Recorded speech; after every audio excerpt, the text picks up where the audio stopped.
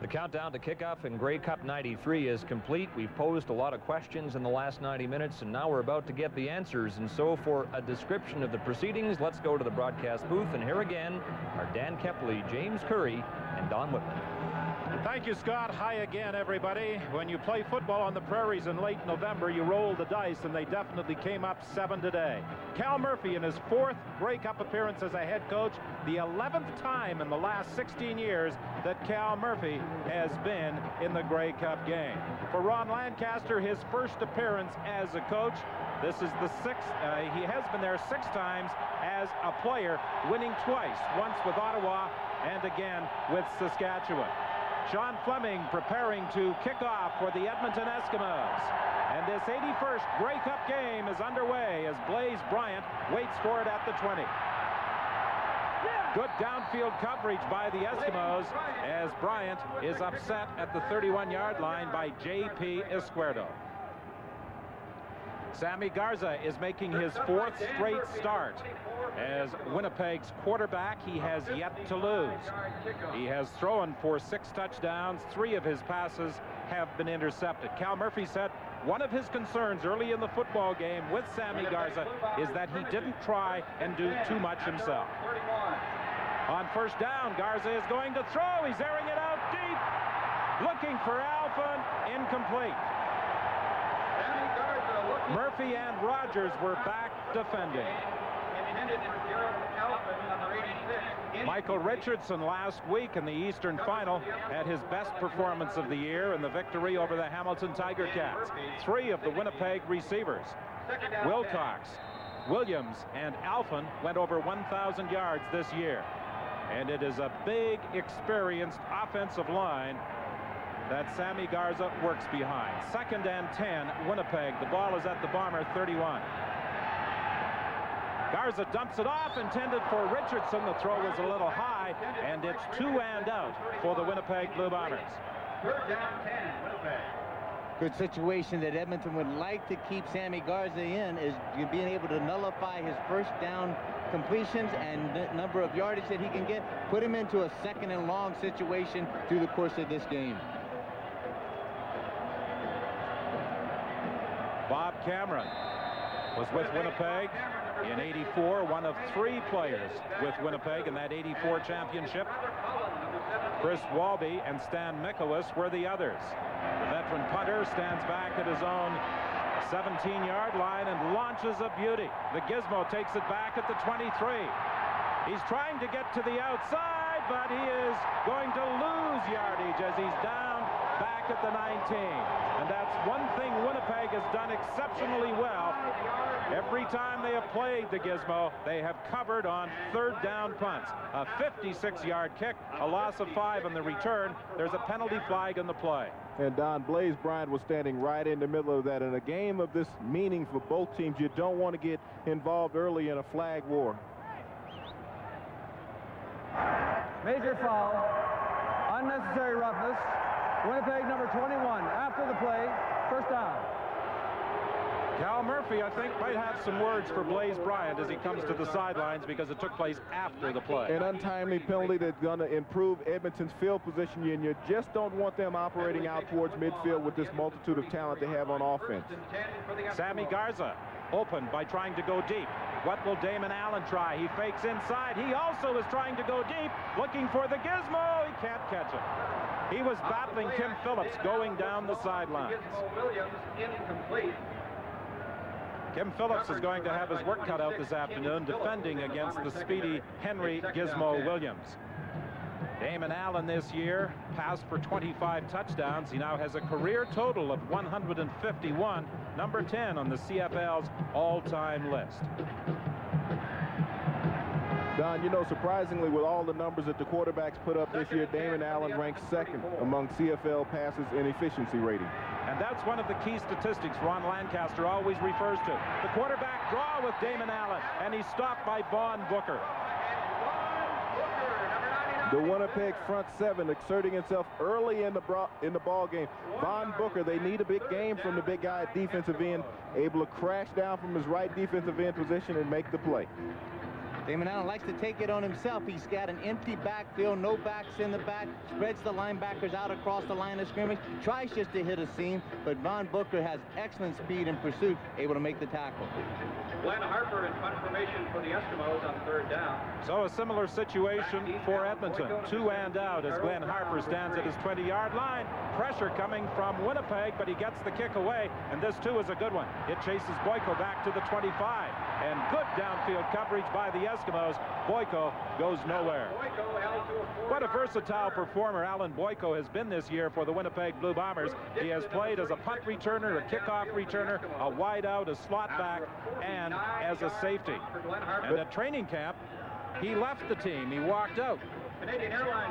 Well, Don, he's such a sure-handed receiver, and they like to have him back there to make sure that they can guarantee themselves possession of a punt return. They would rather start with the field position than jeopardize trying to get a big return. Winnipeg 1st and 10, the ball at the 30. Richardson's first carry of the ball game. Garza attempted to throw to him earlier, and he'll pick up about 4 yards, stopped by Benny Goods. The Eskimos rely on 6 defensive backs almost exclusively. Benny Goods and Tony Woods up front, and they will rotate with Jed Roberts. Hunter will drop back on occasion into a defensive back position to help out against the pass. But one of the keys with these 6 defensive backs is for Garza to find out where Don Wilson is. Sideline pattern to Gerald Wilcox. He's taken out of bounds, and it will be close to a first down. Looked like he might have came up just a little bit short. But what Sammy Garza needs to do is throw those quick passes, allow his receivers to work on those quick outs. As you see Wilcox here turns to the outside, no one's there. He's able to get squared up before Ruck and Hunter are able to come up, and Lyons are able to come up and drive him out of bounds. Well, you can guarantee one thing, that big offensive line of Winnipeg is certainly going to give Sammy enough time to stand back there and be able to deliver the passes. He's not been noted to be able to throw the ball deep, as you had mentioned in the pregame show, James, but the thing that he can do now is build some confidence. The best thing that they can do, the best defense against Damon Allen right now, is to keep him off the field, pick up some first downs, keep the chains moving. Well, it's 3rd and 1 Winnipeg, and the Bombers aren't going to gamble. You know, an odd situation. Normally in the CFL, you go for it on a 3rd and 1, but I guess Cal feels at this point that he doesn't want to jeopardize and not get it and give Edmonton great field position. Cal's probably thinking he wants Edmonton to work on a long field. Well, you certainly want to back them up as far as you can. They have such good people that are potentially can score at any time, that the main thing you want to do is make them work for it. Don't give them anything easy. Henry Williams, 21 career punt returns for touchdowns. He has had more called back than the next closest man in the punt return category has scored. He only needs 1 or 2 blocks, but it doesn't happen for the Gizmo. He's stopped at the 25. 11:43 is the time remaining in a still scoreless opening quarter. We're nicely underway in the first half of Grey Cup 93, the 81st championship game for the trophy. No score yet, and in the broadcast booth today, there is David Archer, Sacramento quarterback, one of the best pure passers in the game, working on the network radio broadcast of this Grey Cup championship. And Don, you know he'd love to be out there throwing the ball. Yes, he would, and Sacramento fans who are watching the Grey Cup game today would love to see him out there throwing the ball. One of 4 quarterbacks this year who passed for better than 5,000 yards. Had Matt Dunnigan not been hurt, he too would have almost certainly gone over the 5,000-yard mark. Handoff inside, and the Winnipeg defense reacts accordingly to Lucius Floyd, limiting his advance to just a couple of yards. Lucius Floyd, since joining the team for Edmonton's victory early in September against the Calgary Stampeders, has been a most prominent part of the offense. Only one 1,000-yard receiver, that was Eddie Brown. And like Winnipeg, this too is an experienced offensive line. 2nd and 7, Edmonton. Quickly for Eddie Brown. He breaks 1 tackle. Brown has the speed. He could go. Kim Phillips catches him. The ball comes loose. It's still loose. Winnipeg has got it. Paul Randolph came up with the big fumble recovery, hustling downfield from his outside linebacker position. Oh, I think Ron Lancaster may be a little unhappy there. A little showboating on the part of Eddie Brown cost him. Eddie Brown started celebrating quite a bit early. Just an easy, quick slant pattern, and he's got some of the best hands in the world. But then he's got tremendous speed. He breaks away, and he's going to celebrate. But he doesn't take a look at Kim Phillips, who comes and strips him from the backside and causes a big fumble. Well, he was excellent hustle. He was directing traffic at Christensen, trying to get a block on Evans as he was coming across and didn't see Phillips. David Williams makes the catch, and Williams is wrapped up immediately. Damian Lyons was the first to make contact with him. Well, Sammy Garza must continue to stretch this Edmonton defense with the 6 defensive backs out on the field, utilize his wideouts, David Williams, Alfred Jackson. You see Williams working one-on-one against Lyons, working back towards his quarterback, making the reception, covering up the football at the end, not to lose it. 2nd and 2, Winnipeg. Ron Lancaster thought he could get Eddie Brown involved deep early in the ball game, and it looked as though Brown might have gone all the way for a touchdown had it not been for Kim Phillips. And this is Michael Richardson, the leading rusher in the CFL, picking up a Winnipeg first down before being stopped by Benny Goods. Number 40 for the Eskimos. Don looked for the Bombers to try to beat the Eskimos deep once again. Earlier before this game, one of the players told me they do not think that Glenn Rogers Jr., the rookie, can handle the 2 Geralds, Alphen and Wilcox. They're going to go after the inside defensive backs deep to stretch the defense. Well, the feeling was that they could go down the seam deep with the 2 slots, but this play is a swing pass to Michael Richardson. He's got another Winnipeg first down. A very effective and safe play for Sammy Garza. You get Michael Richardson circling out of the backfield, out in the flat to the right, and let him dump off to him. But one thing you do here is that all of a sudden those real deep threats at the inside slots take everybody down, and then all of a sudden the zone is free. So all he has to do is dump it off to Richardson. He's got plenty of space, 10 or 15 yards before the linebackers and the defensive backs are able to react back up to him. He'll have very good success if that play continues. And it really slows down that pass rush. The pump fake deep down the sidelines, and overthrown was David Williams. He was wide open. He had maneuvered behind the defensive back, and Sammy Garza led him just a little too much. A little over the head of Williams. He had gotten behind Lyons, but there where it came from the previous short passes where he was able to freeze the secondary, the pump fake froze him. Williams kept running. He was behind the coverage. That pump fake worked so effectively last week against Calgary for Damon Allen. Worked tremendously well when they're trying to take advantage of the corners that play on the outside shoulders of the wideouts, looking in through the wideouts to the quarterback. Then when he sees that pump fake, he's going to react to the out. The wideouts still run deep, as David Williams just did, and they had great success, as you said, Whit. Intended for Alfred Jackson, it was over his head, and it's a good thing that throw was high, or Glenn Rogers moving up might have had an interception. One of those sidearm throws when Sammy is throwing on that deep out, and that ball carried down the nose of it, got up, flew over the head of his receiver, and very fortunate that the defensive back, you'll see it right here as he comes sidearm with the football as he steps in the pocket, and that ball just rises, and Sammy knows he threw a bad one. But at the end of the play, here's what it is. Morris Lawler, the rookie, this is only his 2nd start at cornerback. Makes up, tries to come up for the pick. You better be able to make the pick, get a hand on the ball. Bad snap. The ball sails over the head of Bob Cameron. It's blocked, and it's picked up by Lawler. Matt Pierce is after him, and it is taken out of bounds at the 2. A tremendous break for Edmonton early in the ball game. A bad snap. We had talked about specialty team play. So the Edmonton Eskimos are in scoring position with 8:01 remaining in the opening quarter. Monica Dmowski loved her clone until she called for service and got excuses.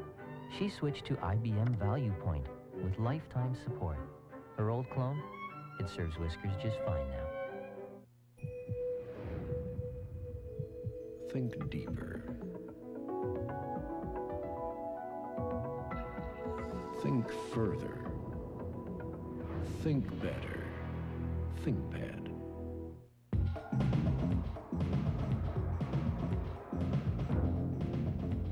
It's interesting that the same pickups that overall carry the most powerful line of engines on the planet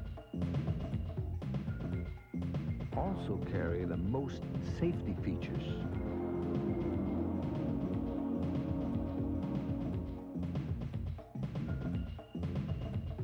Dodge, reinventing the truck. Tell you what I used to miss, though. Tim Hortons coffee. But now, I can brew it myself. Tim Hortons coffee packets in a Tim Hortons brewer. You want some? There's no guessing. And look at this. It's like in their stores, only smaller. With these two together, that's Tim Hortons right enough. New Tim Hortons coffee packets and brewer, only at Tim Hortons. Can't always get there. Bob Cameron never had a chance on his third down punt attempt as Nick Benjamin's centering snap sailed high over his head. When you look at Nick Benjamin here, the center, you normally want to get that tail a little lower, and he kept it up kind of high, and he didn't. And he let that ball float over the head. But watch Bruce Dixon coming in from the left, hustling from his down position. The reserve linebacker makes a great play on Bob Cameron to knock it down and let it be covered by Lawler heading towards the end zone. First and goal for the Eskimos. Hand off to Floyd, and Floyd is in.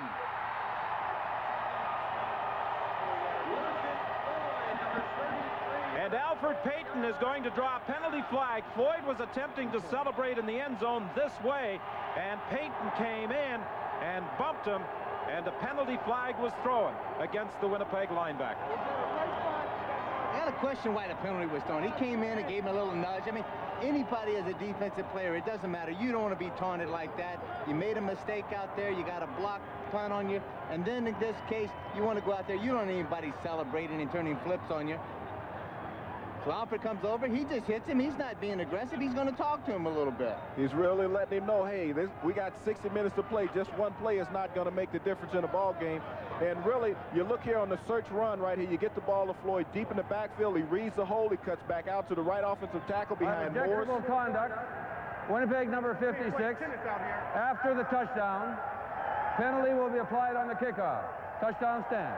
I really have to question that because, like you said, this is not a tennis match. This is a football game full of a lot of emotions. Players will do things. There was really no advantage gained on that particular play by either team. You let that go. Sean Fleming attempting to add the extra point to the Lucius Floyd touchdown. And what a storybook year this has been for Lucius Floyd coming out of the practice roster of the Saskatchewan Roughriders. It's been a great year for Alfred Payton as well, leading the CFL in sacks. Floyd last week, Dan, right here at McMahon Stadium, under very difficult conditions, led the Eskimos to their upset victory over the Stampeders with running just like this. The key running play that they have, Lucius Floyd, you give it to him deep, you let him find the crease, find the seam, and all he does is get in the end zone and does this kind of stuff. Well, and what Alfred Payton did, I mean, the quarterback has more contact with the center when he goes up to take the snap than what Alfred Payton had on Lucius Floyd when he walked up to stop the post celebration in the end zone after the touchdown. Well, it's very important anytime you get to this. The intensity is so high, the enthusiasm is so high. There's a sense that you have to be disciplined. You have to make. We've seen some lack of discipline on Eddie Brown early. We see on Alfred Payton. We see a high snap and a block punt. All those things are the kind of things that you should not have take place in a football game. Kickoff comes from the 40-yard line.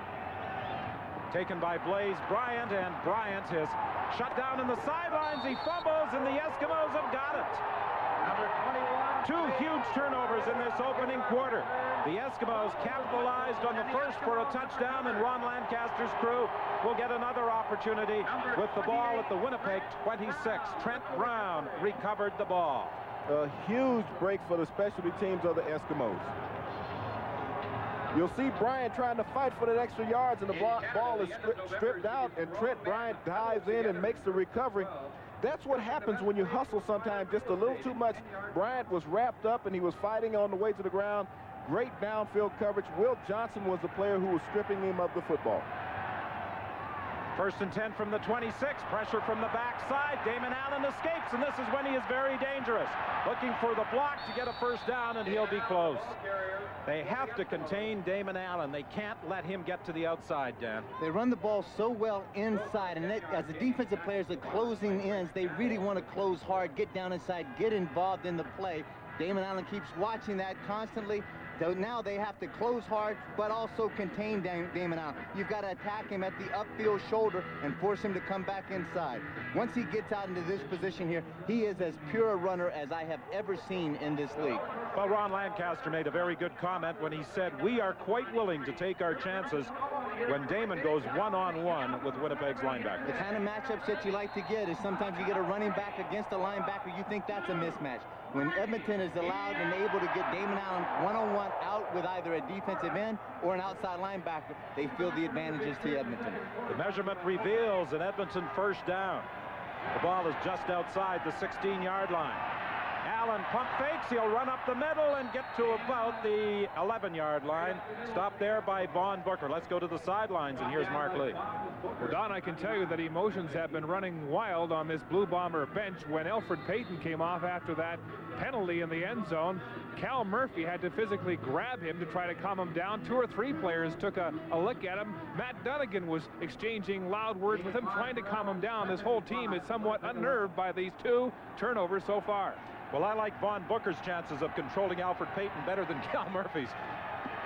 Here comes the pressure, the pass to the sidelines, and Jay Christensen is able to pull it in. An uncanny ability of Matt Dunnigan. Damon Allen able to get rid of the ball, but watch Jay Christensen's concentration here. One hand on the ball, gets both on the football before he hits the turf. Just great effort right there going towards the football. Well, Jay Christensen didn't think he'd be playing football this year, but partway through the season he got the emergency call as we see Greg Battle put Damon Allen on his back, and he has an opportunity to pick up a Grey Cup ring. Hand off to Lucius Floyd, and he continues battling but won't get beyond the 3-yard line. Lucius Floyd coming into this game was one of only 2 running backs in the only running back in the last 10 years to pick up 2 100-yard games in the playoffs. You look at him here fighting off Vaughn Booker as he gets to the outside, doing a tremendous job inside the red zone. 2nd and goal from the 2-yard line. 4:58 remaining in the opening quarter. The fake to Lucius Floyd. The throw into the end zone wide open is Jim Sandusky.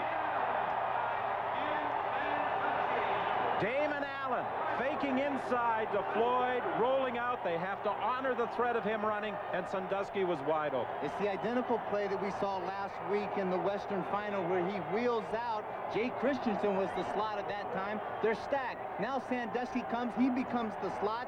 The halfback, Sampson, on that side, bit up and was going to go into the dive play that took place inside. It allows this veteran receiver, Sandusky, a wide open and easy catch. Sandusky is a real student of the game. He was here watching the Labor Day contest. When the Eskimos lost, he made notes, went back to Edmonton, and told Ron Lancaster there were certain plays he thought would work in future meetings.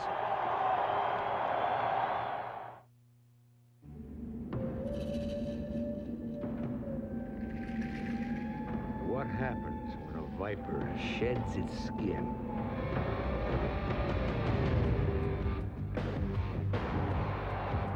Presenting the new 300 horsepower V10 Dodge Ram. The first truck that lives up to the name. Pickup. It's Wayne's World! Paramount Pictures presents I'm Honey. Horney. Nice to meet you, Miss Horny. the sequel you knew was coming. Would you like to have dinner some night? Oh, I like to have dinner every night. It's Wayne. Check these guys out. If I ever sport a look like these guys, I give you full permission to shoot me in the head. It's Garth. Party on. It's a new movie. Wayne's World 2 starts Friday, December 10th. Did you think I'd crumble? Did you think I'd lay down and die? Oh, no, not I. I will survive. And as long as I know how to love, I know I'll stay alive. I've got all my life to live, and I've got all my love to give, and I'll survive. I will survive. Hey!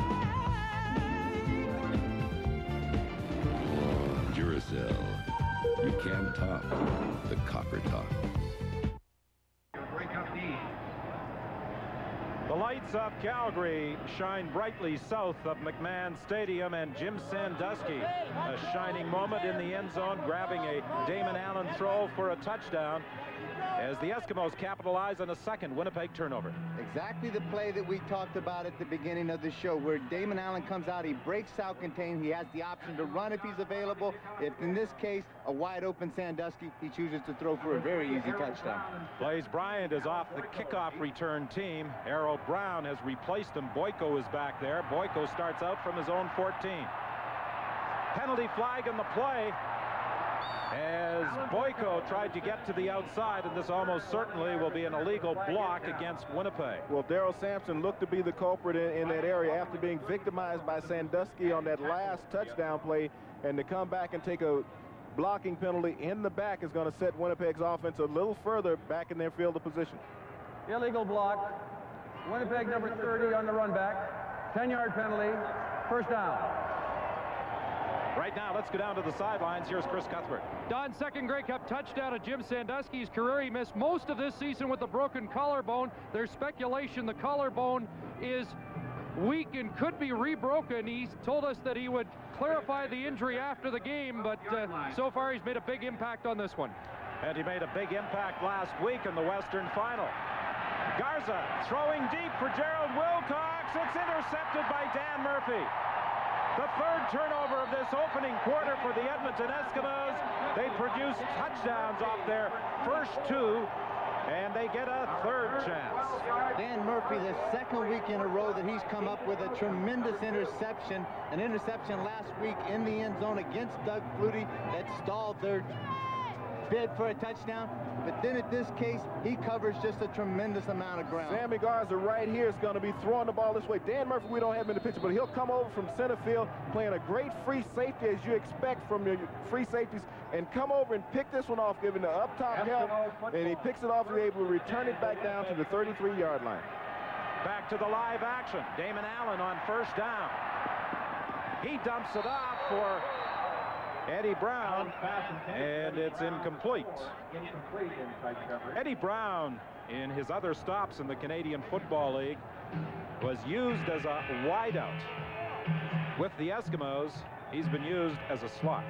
One of those catches you should have had, one of those alligator arm situations where you don't get it out there all the way, and Eddie could have easily brought that one in for a reception. Eddie Brown has become a better receiver this year since joining up with Jim Sandusky. Sandusky is really like having a coach on the field. 15 touchdowns this year for Eddie Brown. Damon Allen in some trouble. He dumps it off short to Lucius Floyd, and he got back to the line of scrimmage, and that's all wrapped up by Greg Clark. Clark was a teammate of Greg Battle at Arizona State. That would have been a powerhouse combination at the linebacking position. An excellent linebacking core, and even to go more in depth, Don, if you look at Clark, Lucius Floyd, Sammy Garza, they were all in the Seattle Seahawks training camp together a few years back. But Floyd was a safety valve, circling out, Clark covering the field, doing what the linebacker should do, run with the backs once they get out in the flat, making that open field tackle. Sean Fleming will attempt a field goal from 41 yards out.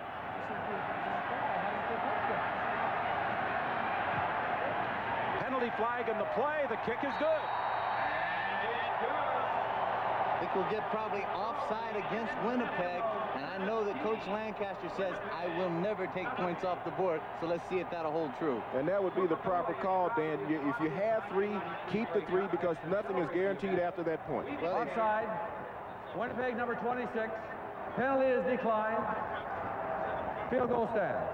It would still leave him in a 3rd and 7 or 3rd and 8 situation. So I think that was an excellent call on Coach Lancaster's part.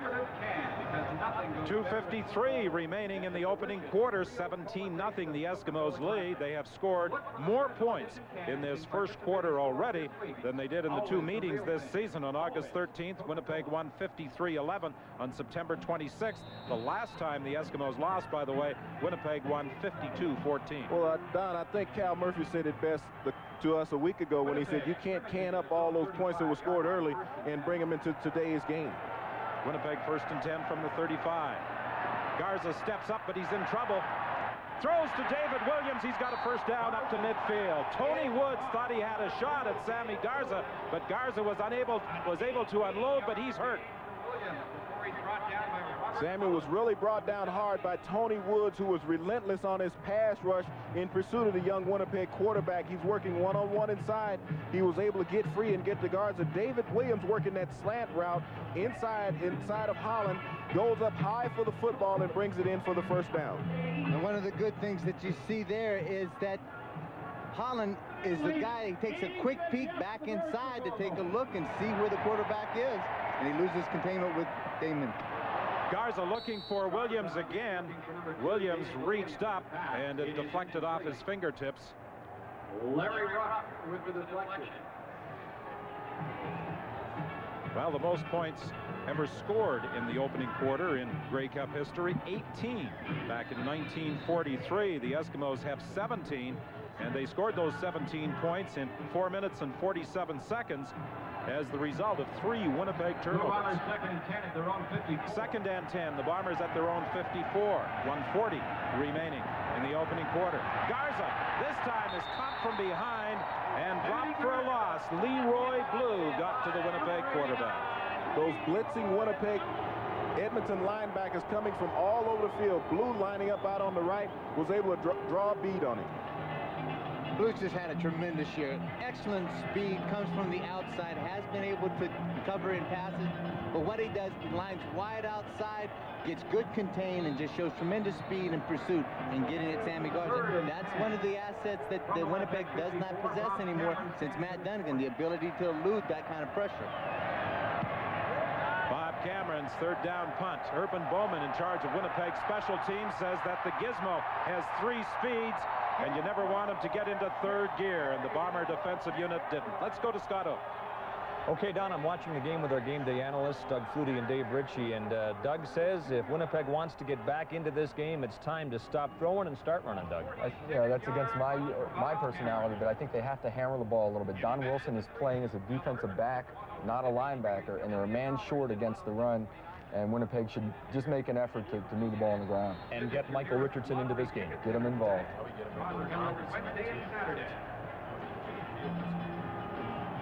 Edmonton, 1st and 10, the ball at the 9-yard line. We move into the final minute of the opening quarter. Damon Allen fakes, and Damon Allen is going to run. Stopped at the 20. He'll be close to an Edmonton first down. Well, Damon at this point really has this Winnipeg defense off balance. Von Booker from defensive end position was the only one to recognize that Damon had the ball. You could see he came out there just lolling out on the flat. He really had no pressure on him. Success running the ball inside with Lucius Floyd is what sets this up. Damon Allen does an excellent job of giving the fake hand in there. Everybody's pursuing to get after Lucius Floyd, and all he does is pull it out on his own sometimes. Lucius Floyd doesn't even know he's going to do it. This time, Damon Allen gives the ball to Lucius Floyd, and he's stopped after a gain of about 2 yards with 14 seconds remaining in the quarter. That's interesting, Dan, and perhaps you could explain that a little more, how Damon makes the fake to Lucius, and Lucius isn't really sure whether he's going to get the ball. One of the keys when Damon Allen comes out from underneath the center is going to hand it off, particularly going to his right. He's going to look at that defensive end, and he can see right through Lucius Floyd to the defensive end. If he's closing hard, rather than giving him the ball and allowing that tackle to be made, he'll give him the fake hand, pull the ball out, and then break containment and get outside and cause a lot of problems. This should be the final play of the opening quarter. Damon Allen got outside. He dove forward, but he didn't get the first down.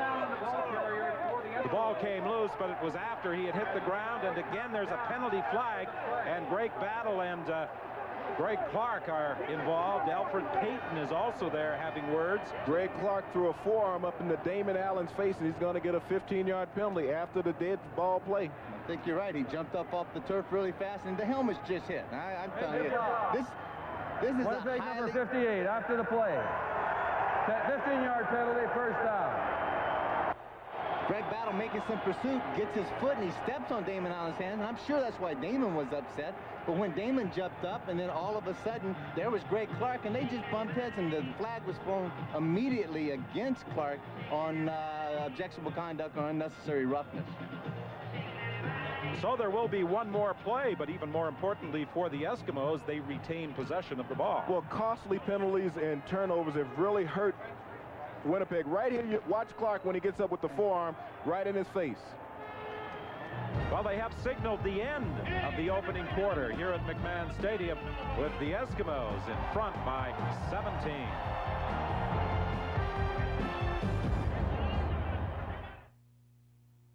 From now on, these will give you the world's closest shave. They're called microfins, and they're only on the new Gillette Sensor XL. These microfins precede the blades. As Sensor XL's spring-mounted blades adjust to your face, these soft, flexible fins gently stretch your skin, so your beard stands up for the closest, most comfortable shave ever. Get closest.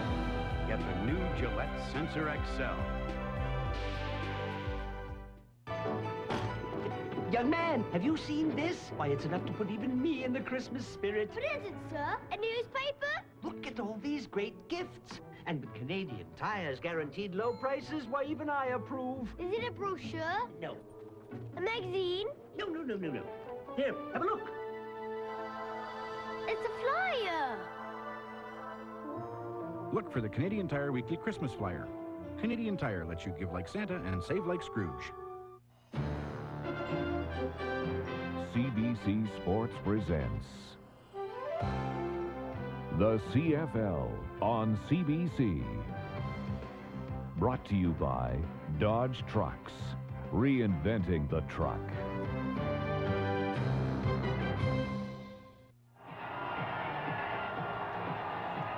At the start of the game, we saw the officials introduce Dave Ewell, the referee. There is a backup referee, and Ewell was injured on the last play, and it looks as though the backup, Ken Lazarek, is going to go to work.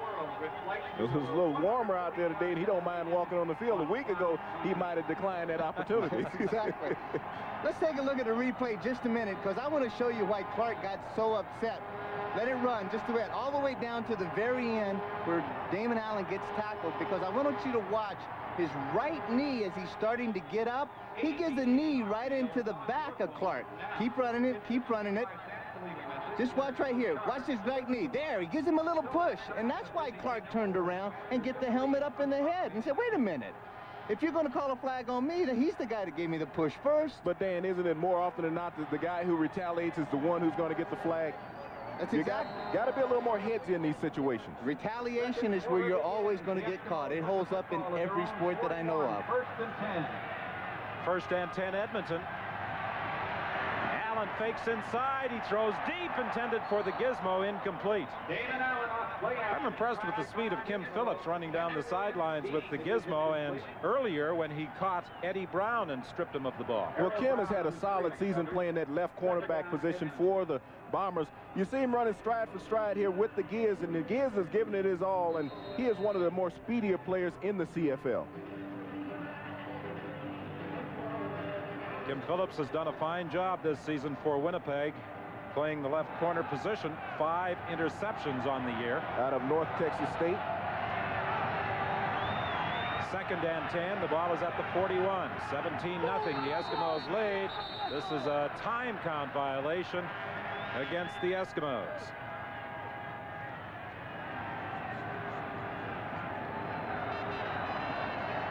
It almost looked as though Damon was trying to reposition Michael Souls, and that's the reason the play took so long. Scott? Richie's got a comment about Damon Allen and how he's killing the Bombers by getting outside. Their worst fears, Dave, is being realized here because they're unable to contain him. Absolutely. What's happening is that the linebacker on the outside is going inside, and that's putting the pressure on the end to go out and contain him. And I think they'll change that around and bring the linebackers more up. Straight up and try to keep him in there. Right there again, you've got the end on the outside again.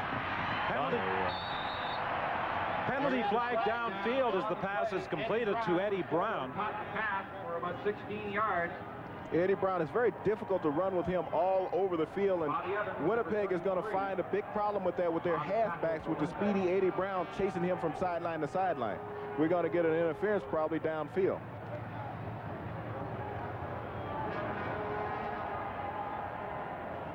That was Kim Phillips. Since I lost some of my hearings, I got pretty good at reading lips, so this is coming into real good use here. Where everybody's looking at Dan when the penalty's called. Exactly. I have just, my stock price just went up, I think. Can I negotiate for you next year? But as Sandusky goes by him, Kim Phillips, he grabs a little bit of cloth and pulls back. You'll find that Jim Sandusky in this league is one of the best pass route runners that there is. 1st and 10 from the 53. The handoff to Lucius Floyd, and he's wrapped up by Clark. And with help from Battle and Leon Hatziano, he is driven back. Well, those two linebackers out of Arizona State who went to college together, playing professional football together, did a fine job of reading the trap play by Edmonton on the run and stepped up in the seams and made the play. This Winnipeg team probably has some of the best team speed that I have ever seen. It will be very difficult to run the ball wide on them. If you're going to have some success, you've got to come right at them, attack them. Got to come with the quick lead play, get between the seams. 2nd and 10. Dave Ewell, the starting referee, injured. He has been replaced by Ken Lazarek. Damon Allen, impressive as the starting quarterback for the Eskimos. He came off the bench to lead them to a Grey Cup win in '87, and Damon Allen runs for another Edmonton first down, sliding into the 44. An uncanny ability to know where he is and the defensive players are on the field. Damon Allen had that sixth sense on that play, almost like he had eyes in the back of his head. You see him roll out here to his right. He pulls up, recognizes there's no escape, heads back to the sideline with his tremendous open field running ability, and he gets back into the center of the field to pick up a first down. Allen has carried the ball 6 times for 44 yards so far today. 1st and 10 from the Winnipeg 45. Handoff to Lucius Floyd, and Floyd, looking for that seam, will pick up about 8 more.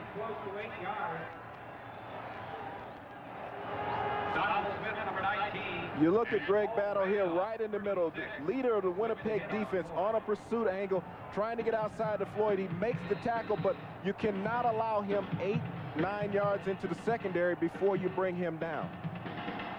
12:05 remaining in the half. 17-0, the Eskimos lead.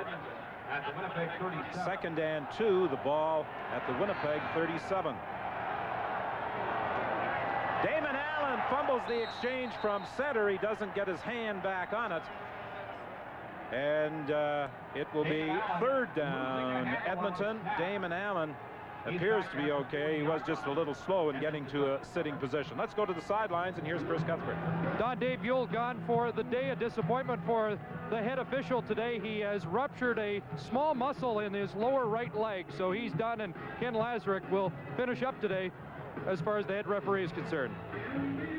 Well, it's good to see the officials even brought a spare this afternoon. You'll see Randolph make that Payton coming in. He's drilling Allen as he's going down trying to recover the football. Looked like he might have caught him on that left elbow, and Damon was smarting a little bit from that.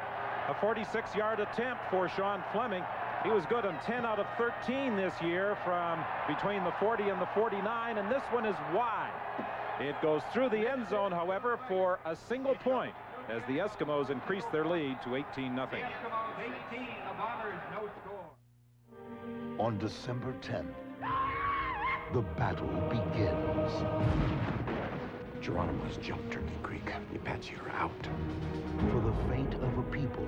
This is Apache land. It's always been Apache land. And the future of a nation.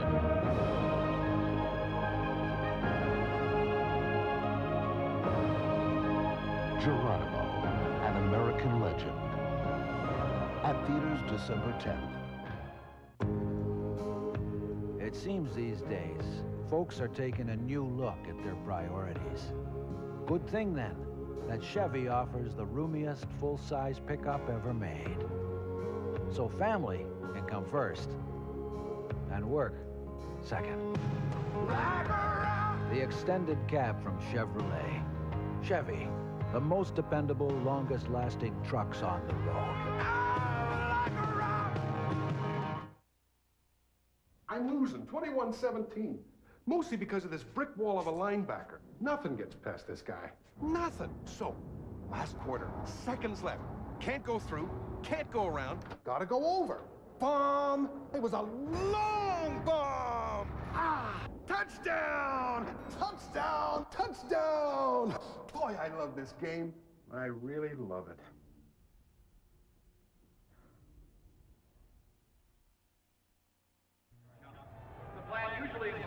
Calgary at night is the Crystal City. That's the line I used during the Olympics in 1988. And for Grey Cup 93, Calgary looks just as good. Eskimos lead 18-0. And after the game, we'll present the Chrysler Outstanding Player of the Game award. The winner will receive the keys to a new Dodge Ram pickup. And if I'm not mistaken, I think he gets more than the keys. He also gets the truck. Damon Allen, Don, has already declared himself a candidate, I think. Well, unless things change, Scott, I think that truck will be making a 200-mile trip north to Edmonton. Scott, could you check and see if there's any gas in the tank? Well, you can bet it. At no time will Coach Lancaster not let that team forget this is a 60-minute ball game. The ball is scrimmaged from the point of the last scrimmage after the field goal attempt went through the end zone for a single point. 48,605 watching the action at McMahon Stadium. Additional seats added in the north end zone for this 81st Grey Cup game. Well, Don, you have to take your hats off to the city of Calgary and Larry Rickman for the fine job that they've done in hosting the Grey Cup here this year. I mean, they've done everything you could ever ask in an entertainment fashion. It's been a great show. The pass intended for Michael Richardson, a low throw, and Winnipeg's offense has just not been able to get it in gear so far today. Well, Sammy Garza that time had some pressure on him trying to get the ball out in the flat. To Richardson, you see him locked up one-on-one with Pless. Pless really locked up on him when you look at it there. And he's just not able to get the ball out to him, and he has to force him into a punting situation once again. Sammy Garza just hasn't had a chance to get comfortable in the pocket yet this evening. For those who may not be familiar with the Winnipeg Blue Bombers, in the two previous meetings against Edmonton, Matt Dunnigan was the starting quarterback. He went out of the lineup on October the 15th with a severed Achilles tendon. The Gizmo handles the third down punt, and there's a penalty flag on the play, and I think Winnipeg will definitely be called for encroaching upon that 5-yard area.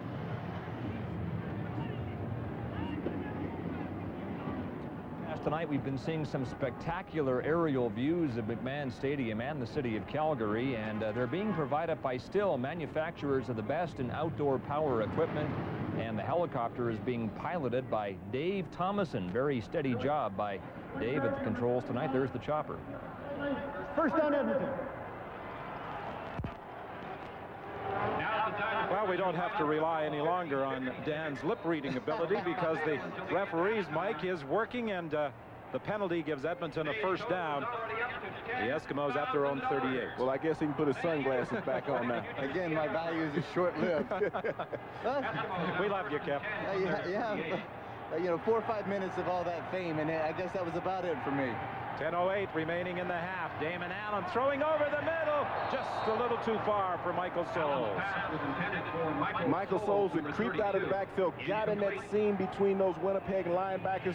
They lost him because they're so concerned about Damon Allen's running ability, and that's what he will create. He'll get those backs up in the seam, and they'll be wide open this evening.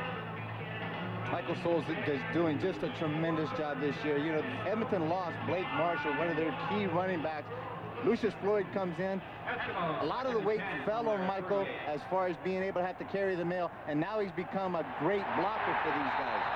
Alfred Payton gets to Damon Allen, and Alfred Payton had better be careful. He didn't want Lucius Floyd celebrating in the end zone and drew an unsportsmanlike penalty. He was doing a little celebrating and a little taunting in front of Damon Allen. Well, Alfred took a gamble. You'll see him coming here inside. Michael Souls just could not get there quick enough, but great athletic ability by Alfred Payton to knock Damon Allen off his feet and drop him for the sack.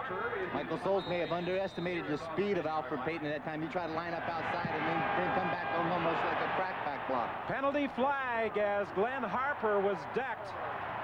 Dwayne Ford made the contact with Glenn Harper. Downfield, the ball is fumbled and recovered by the Eskimos. So they'll decline the penalty. They'll take possession of the football at the 27-yard line. I mean, Winnipeg has done everything it could this first half of the game to shoot itself in the foot. Bruce Dixon came up with the recovery. Cal Murphy can't believe. Contacting the kicker. Winnipeg, number 37, declined. First down, Edmonton. As I was saying, Cal Murphy, I'm sure, can't believe that his team is self-destructing this way in this opening half. Dwayne Ford came right through and ran into the kicker Harper while he had his leg up. He was exposed, and he knocked him on the ground, and there came the flag. Bruce Dixon, who blocked a Bob Cameron punt earlier, was on the spot to recover this fumble by Winnipeg, and the Eskimos have it 1st and 10. The ball is at the 26. Penalty flag as the pass goes to Eddie Brown. A gain of about 4 yards. Let's go down to the sidelines, and here's Mark Lee. Well, Don, Matt Dunnigan can't play this game, but he's serving a large role as Sammy Garza's filter. A lot of players over the last few weeks have been going to Sammy with ideas, trying to help him. Now, the Bombers have all those ideas going through Matt Dunnigan. Then Matt has private conversations with Sammy. Right now, he's on the phone to the press box to offensive coordinator Mike Kelly, getting more tips, trying to get this Winnipeg offense on track. Don? Even with all those personal conversations, when you've only had a little more than 7 minutes of time possession, it's very difficult to move your team. You got a good look up there just quickly of the booth of the Edmonton Eskimos. On the left was Rich Stubler, the defensive coordinator. On the right was Adam Reeder, the offensive coordinator. The gentleman in the middle is Ron Lancaster Jr., the son of Coach Lancaster. He is the head coach of the University of Manitoba. An offside call against Edmonton. 1st and 15 over the middle to Michael Souls. This is a play they tried unsuccessfully on their last possession, and Michael Souls takes the ball inside the Winnipeg 20. Damon doing a tremendous job of mixing up his plays. He's carrying the ball himself. He's giving the ball inside to Lucius Floyd, throwing the ball, and then somebody that you all of a sudden you lose track of, and this is a guy named Michael Souls. He comes up, fakes the block, then releases upfield. Damon hits him with the hot pass. And that's what happens when you're blitzing all the time. Those linebackers are behind the line of scrimmage, and those running backs can creep out, and no one's there to cover them. 2nd and 3, a low throw intended for Eddie Brown, and the Eskimos will send in the field goal unit. You know, the Eskimos were intent on avenging the 1990 loss, the embarrassment 50-11 in the Grey Cup game to these same Winnipeg Blue Bombers, and they're well on their way to doing just that. A very tough pass there for Eddie Brown to pull in quite low, but he still had the ability, if he had just broke down, probably to cradle that one in. And now Edmonton is lining up for another field goal attempt. This is a 26-yard field goal attempt for Sean Fleming. 26-yard field goal. He missed his last try. This one is dead center. And the Eskimos now lead it 21-0, 7:49 left in the half.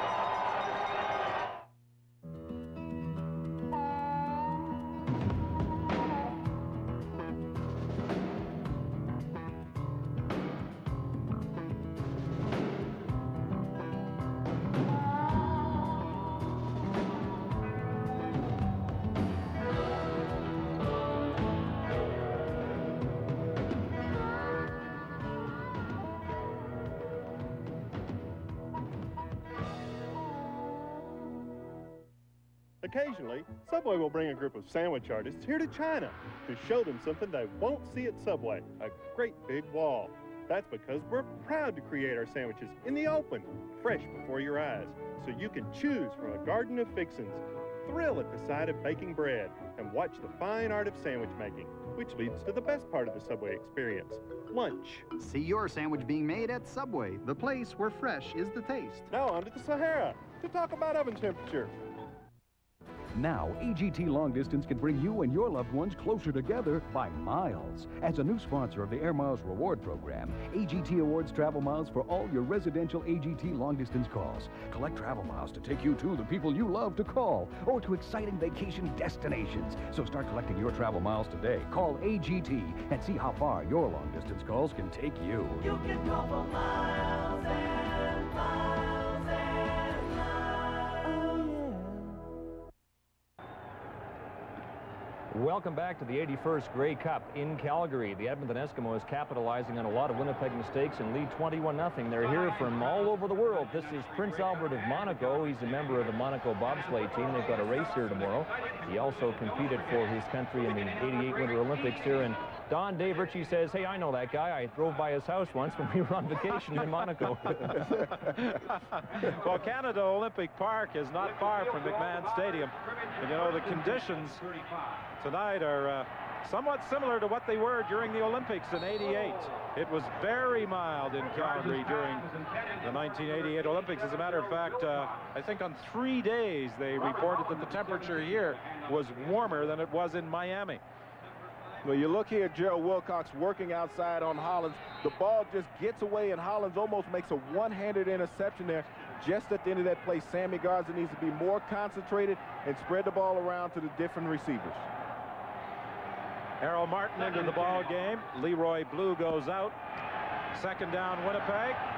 David Williams on the receiving end of a throw for a first down at the 53. He made the catch in front of Damian Lyons. David Williams looking to have a big game here in this Grey Cup. Running one-on-one against Lyons down the seam. He just runs a streak route and he breaks it off over the middle. Garza's right on target. He has a lot of strength in that arm, and he just guns it into David Williams as you see a nice tight spiral. Good crisp pass, and what he did, they had number 20, Don Wilson, playing that little rover and that poach inside. He was able to get the ball there before Wilson could react. Richardson trying to get to the outside, and it was Errol Martin who came over and limited his gain to about 4 yards. One of Winnipeg's favorites right here, the lead play to get the ball to Richardson deep in the backfield and let him run. Martin was able to scrape from his inside linebacker position and get him low around the legs and limit it to a 4-yard gain. Don Wilson made a key play coming up to force Richardson back inside, and Errol Martin was there to make the tackle. Garza's in trouble on second down. Throws complete for a first down to Alfred Jackson. Garza gets out of trouble. Sammy Garza really showing great composure right there for a young quarterback. Gets away from a couple of guys that are really coming after him very hard, and then he's able to find Jackson. Jackson's working, trying to get open. He sees his quarterback in trouble. Good, sure hands. And that's the key, is that the receiver works back to the quarterback. Look at Sammy Garza being very nimble here in the pocket, avoiding all those rushes right there, showing that he has the mobility. He might not outrun a lot of people, but he'll make a lot of people miss. Again, the Eskimos make changes defensively. Johnson comes in. Tony Woods goes out. Garza throws, and the pass is complete to Jackson. This will be another Winnipeg first down. He made the catch in front of Morris Lawler. Sammy Garza is now taking control of this offense for the Blue Bombers. He is directing the players where he wants them to go. Jackson running just that straight down route, breaks it off, come back in front of Lawler, the defensive back. But Sammy Garza right now is throwing darts. He is really delivering this football. He's getting a lot on it. You look at that tight spiral, and that's what you want from your quarterback. Well, Cal Murphy was saying that Sammy Garza, prior to his rotator cuff surgery, was one of the hardest throwers of any quarterback he had had the pleasure of working with. This is a deep end zone throw intended for Gerald Wilcox, incomplete. Glenn Rogers was able to get a hand on it. Sammy tries to come out. He's going to sprint out and force the corner on the right-hand side and then throw back to the seam of Gerald Wilcox. Glenn Rogers Jr. is just laying back there in a deep zone, and he should have had an interception on the play. Sammy Garza pivoted, turned, and threw without really taking a good look. You got to make a good hard fake when you come out of there. Try to pull that safety, pull those halfbacks over to give that slot enough time and enough chance to get down the seam, and maybe you can make that completion. Second and 10. The ball at the Edmonton 31. 4:42 remaining in this first half, with the Eskimos leading 21-0. Garza goes to the sidelines, and wide open is David Williams. Williams fights his way to the 2. The defensive back came up, attempting to make the interception. I made mention of Morris Lawler early in the first quarter when he came underneath the receiver, tried to make an interception. The ball was overthrown. Very fortunate for Lawler and the Eskimos. This time he makes the pick on it. He makes the break. Doesn't get any cloth. Doesn't get a piece of the ball. And David Williams has been around this league a long time. He caught 84 passes for over 1,000 yards this year. He's been able to do it over and over again. Richardson is stacked up and driven back as he tried to go inside. Solid defensive play by the Eskimos as Larry Rock and Leroy Blue combined to drive Michael Richardson back. 3:39 remaining in the half. A tremendous play, though, by Don Wilson coming off that corner on that hammer blitz. Don Wilson closed in from that left side. He met Richardson in the backfield. He bounced off, but the other guys made the tackle. It gets very simple. It's a numbers game out here. When you've got Don Wilson as a defensive back, they really have 7 attackers, and Winnipeg has 6 blockers.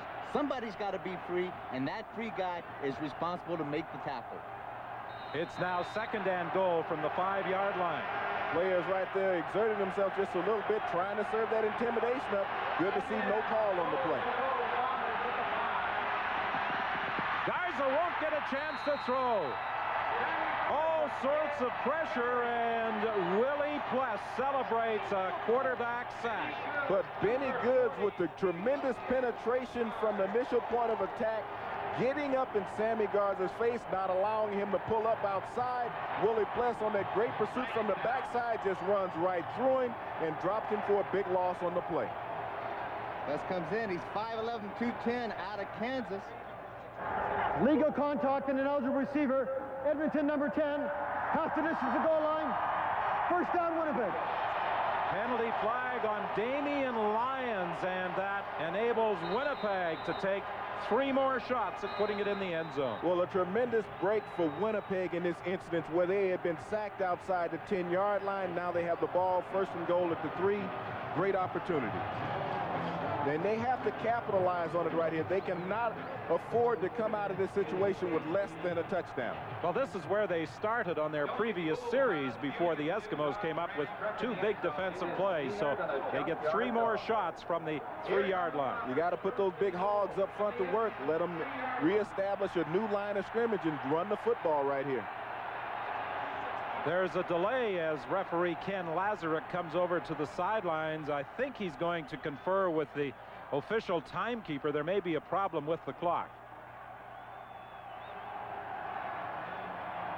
3:14 is the time showing, and they have readjusted the clock, putting 3 seconds back on the clock to now reveal 3:17 remaining in the half. This is where you'll get to see a good surge by this huge offensive line of Winnipeg and getting this ball hopefully in the end zone with Richardson. Garza's going to throw, incomplete. David Williams was covered by Glenn Rogers Jr. I have to question that call right there, Don. You have an offensive line that averages 300 pounds plus, because they ate this afternoon, across the board, and you're throwing the ball, the quick slant to Williams, inside coverage by Rogers right there. He didn't make a play on Williams. You're entitled to that point on the field.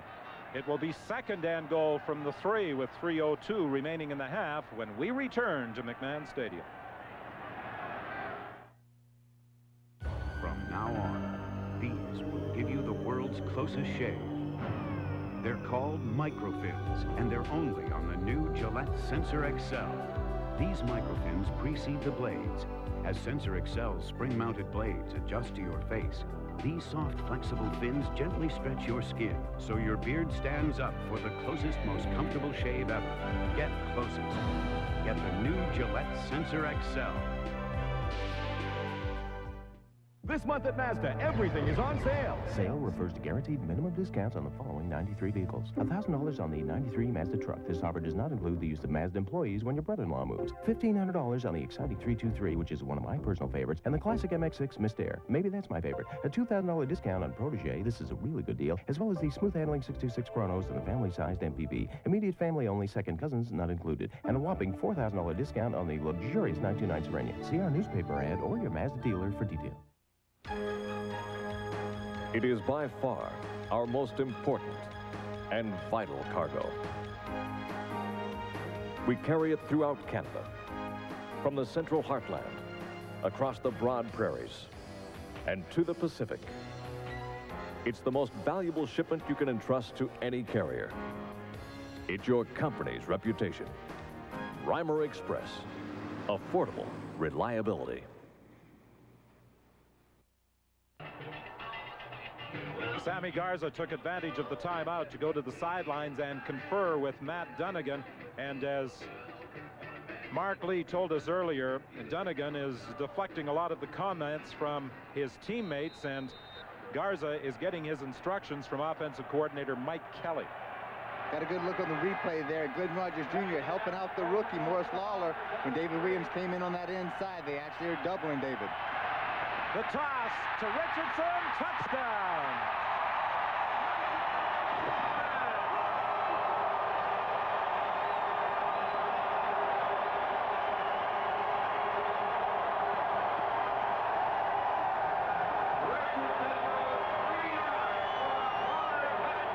Folks back at the Walker Theater in Winnipeg haven't had a great deal to cheer about until now. Well, a speed toss on this play right here. You get Garza coming out from behind center.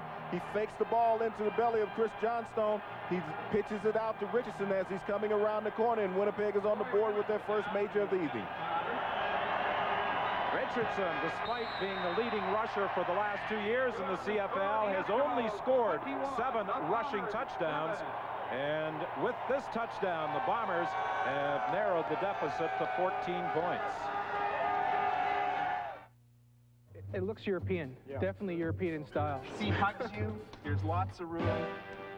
It's very inviting and comfortable. Transversely mounted V6. If I want to be by myself, I won't go upstairs and read. I will go for a drive.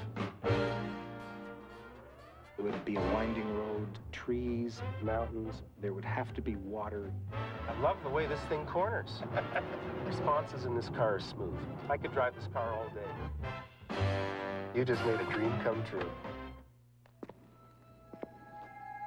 You're not going to find a job just like that. Most jobs need at least high school. Yeah. Dropping out will get me nowhere. I thought you wanted to be something. I do, but I can't take it anymore. Whether you stay in school or drop out is your decision. For a free brochure that might help, call 1-800-461-2525.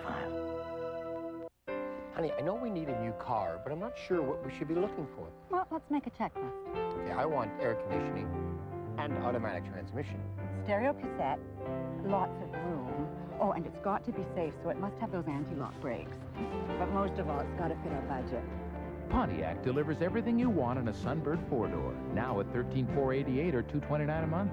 Hurry to your Southern Alberta Pontiac dealer. Today's driving force. Now let's go look for a house.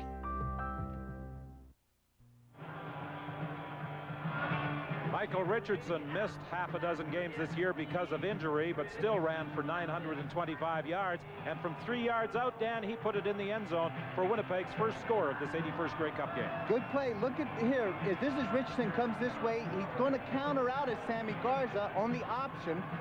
A good close by the defensive end, that's Leroy Blue, allows this play to take place. All it is just an easy pitch back to Richardson. He walks into the end zone.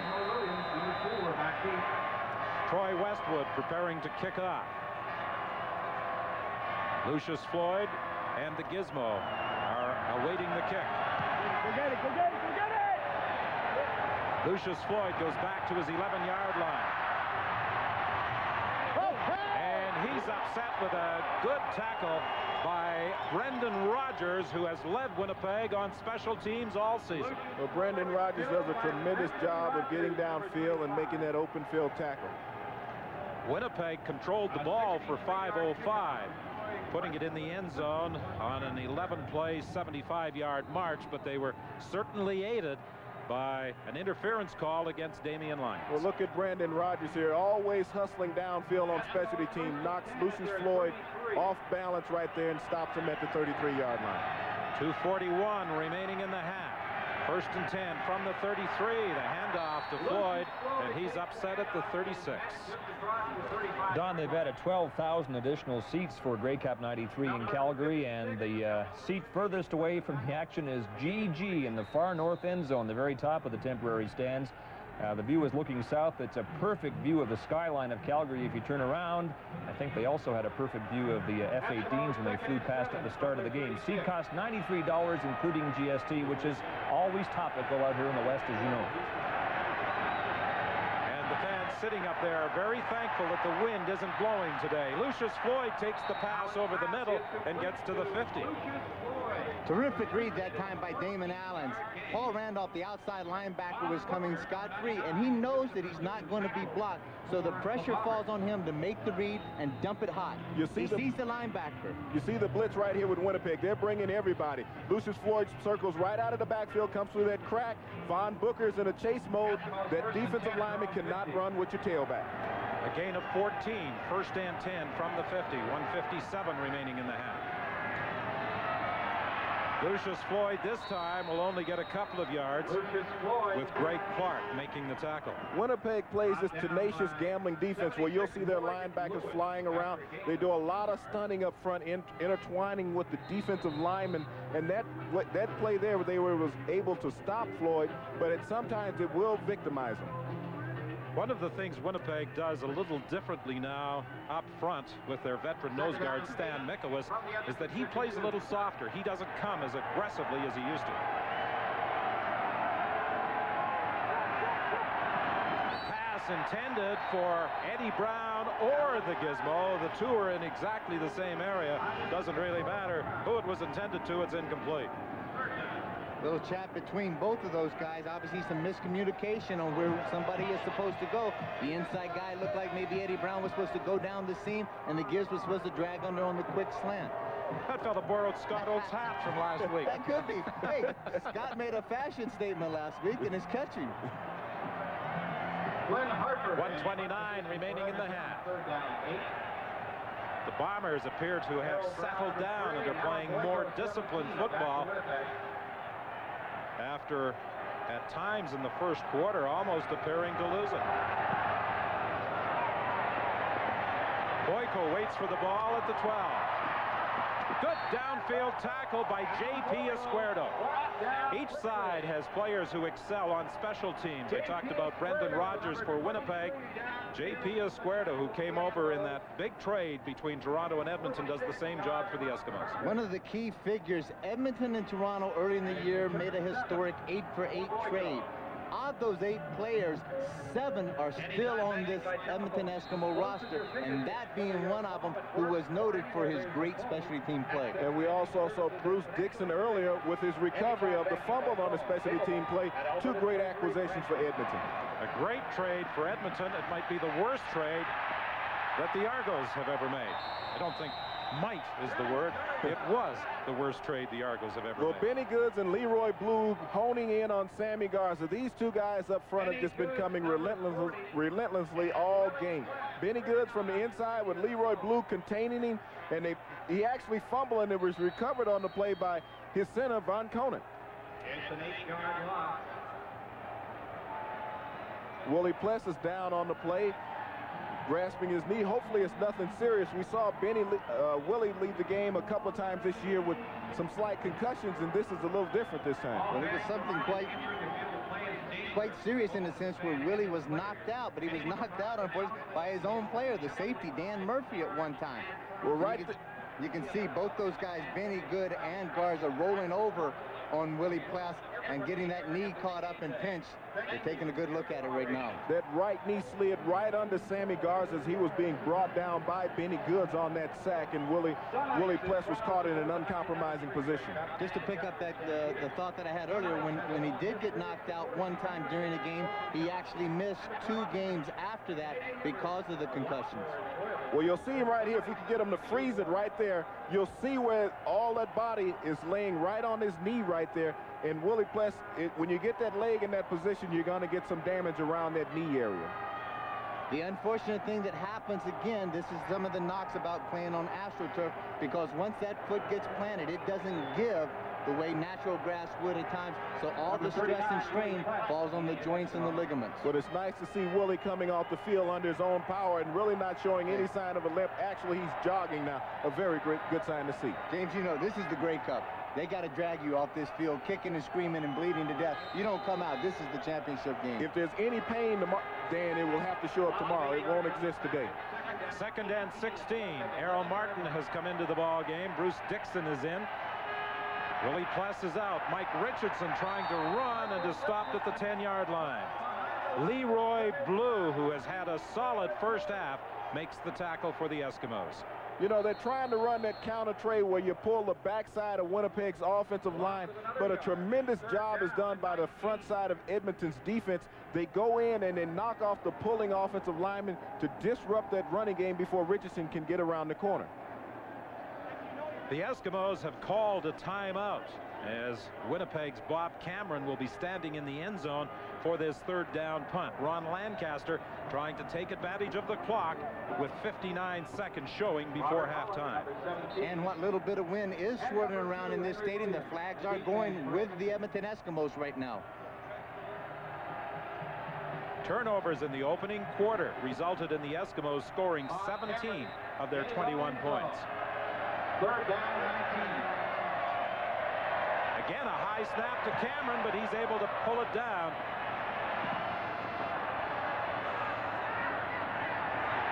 The ball is grabbed by the Bombers, and they're claiming, Blaze Bryant claims that it bounced off an Eskimo.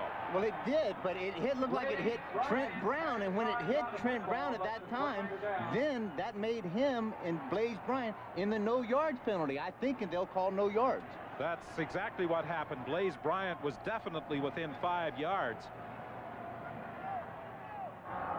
No yards. Winnipeg number 21. It's a 5-yard penalty. First down, Edmonton. Well, Blaze Bryant saw the ball hit the Edmonton player, but he was definitely within that 5-yard area. And take a look just off the left shoulder of Trent Brown, and again, is not a no yards penalty in a sense that you're within the 5-yard structure. It's off the bounce of the ball once it hits the ground, so it's 5 yards as opposed to 15. Damon Allen was going deep for Sandusky in the end zone, but he overthrew him by a huge margin.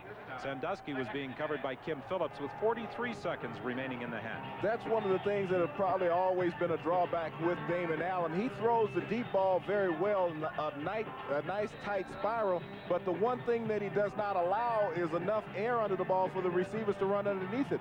The offensive line is doing an excellent job up front, allowing him time to look deep. Rod Connup along there with Morris, and those guys are just getting the job done.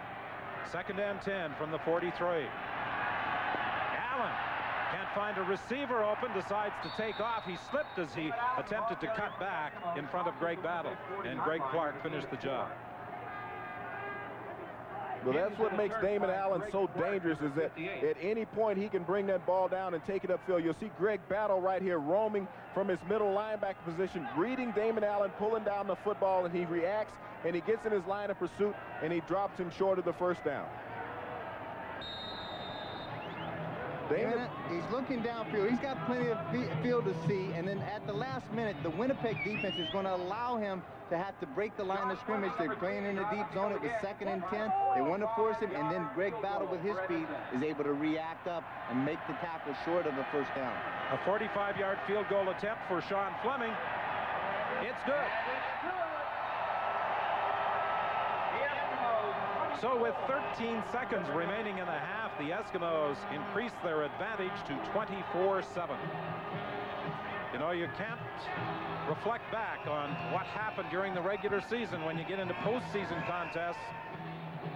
Last week, we saw the Hamilton Ticats come very close to upsetting the Winnipeg Blue Bombers, a team that had dominated them in regular season play, and the Bombers racked up 105 points in 2 meetings against the Eskimos, allowing just 25 in their 2 meetings during regular season play. Well, these are not the same 2 teams that met any time during the course of the season this year. The Eskimos have progressively over the last 7 or 8 weeks gotten better and better and better, and unfortunately the Winnipeg Blue Bombers, the loss of Matt Dunnigan really has hurt them. Sammy Garza throws for Richardson. Richardson goes down the sidelines and is forced out of bounds with 4 seconds remaining. A gain of 34 yards with Glenn Rogers forcing Richardson out of bounds. And you're in Troy Westwood field goal range, so you bring him on with 4 seconds to go to line up for possibly a 48-yard field goal attempt and get 3 points before the end of the half. The 24-7 lead, I can guarantee you right now, that kind of play right there will upset Ron Lancaster the most of anything that he has seen so far. Don't give up anything cheap and easy. Westwood has been very good from the 40 to 49-yard line this year. hitting on 12 of 14 tries. Penalty flag on the play. The kick is good. It's good, but flags are down. There were penalty flags downfield, and there could be a substitution call against the Eskimos. Well, they'll decline the penalty. You don't want to take the points off the board. It's the last play of the half. Too many men. Edmonton, decline. Field goal stand. So Westwood answers Sean Fleming's field goal on the final play of the first half. And at halftime in this 81st Grey Cup game at McMahon Stadium in Calgary, the Edmonton Eskimos lead the Winnipeg Blue Bombers 24-10. Now let's go to Scott Oak. Don, thank you. The first half of Grey Cup 93 is in the books. Consensus was in the days leading up to this game, these teams were evenly matched, but here are the Eskimos in control of the Grey Cup contest. Let's get some clarification now from our game day analysts, Doug Flutie and Dave Ritchie. Doug, a game of mistakes in the favor of the Edmonton Eskimos for much of the first half, and because of it, your Edmonton counterpart, Damon Allen, was in his zone.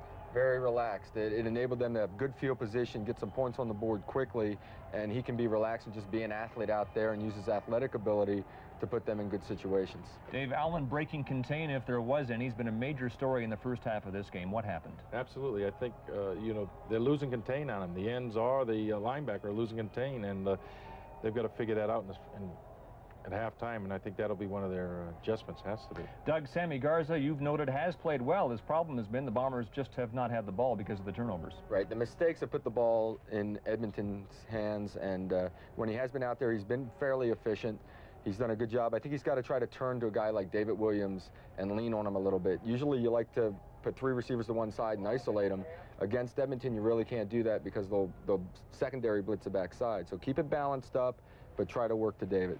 Okay, thanks again to both of you. The Eskimos lead through 30 minutes of Grey Cup 93. Over 1,000 performers are covering the turf as we speak here at McMahon Stadium. When we come back, we'll take in some of the halftime spectacular. Defeated the Winnipeg Blue Bombers, and the Bombers now trail 24-10 as we get set for the second half here at McMahon Stadium. The Gizmo is back along with Lucius Floyd. Floyd will handle it at the 8-yard line. Floyd runs into some traffic as he gets up to the 36, brought down there by Greg Clark. When the Bombers look at the first half of this ball game, all they have to do is look down to the bottom of the page, and the numeral, second from the bottom, 4 turnovers. Very hard to win a football game when you've had 4 turnovers, and especially in the first half. It really accounts for the lead that Edmonton has been able to establish here against the Bombers' defense. Well, let's see what kind of offense Damon Allen opts to run in the second half. Will he continue what he was successful with during the first 30 minutes? If it ain't broke, don't try to fix it. He gives it to Floyd, and Vaughn Booker piles him up immediately. Damon Allen this year didn't have the impressive passing statistics of some of his contemporaries in the CFL, but Ron Lancaster always refers to passing efficiency when talking about Damon. Well, he ranks second in the league in passing efficiency. His total numbers, like you said, Don, wasn't there, but what he did to keep his team winning was the key factor. 2nd and 10, Edmonton. Allen will try to throw over the middle, intended for Lucius Floyd, and it's knocked down by the linebacker, Greg Clark. And we said at the start of the telecast, the speed and the agility of the Winnipeg linebackers so important. And Dan, we saw Clark take the deep drop. For years and years and years, Winnipeg has really been historically had great defenses and great linebackers. And in this case, where Lucius Floyd was going to be from receiver to turn to defender, because that pass was intercepted by Clark, had Lucius not knocked it out of his hands. Ron Lancaster had a great line. He said that the Winnipeg Blue Bombers seem to have a linebacking clone factory. Penalty flag as Boyko handles the 3rd down punt and is stopped at the 39-yard line. I think we'll get a no-yards penalty against Dixon. It looked like number 36 of Edmonton was inside the...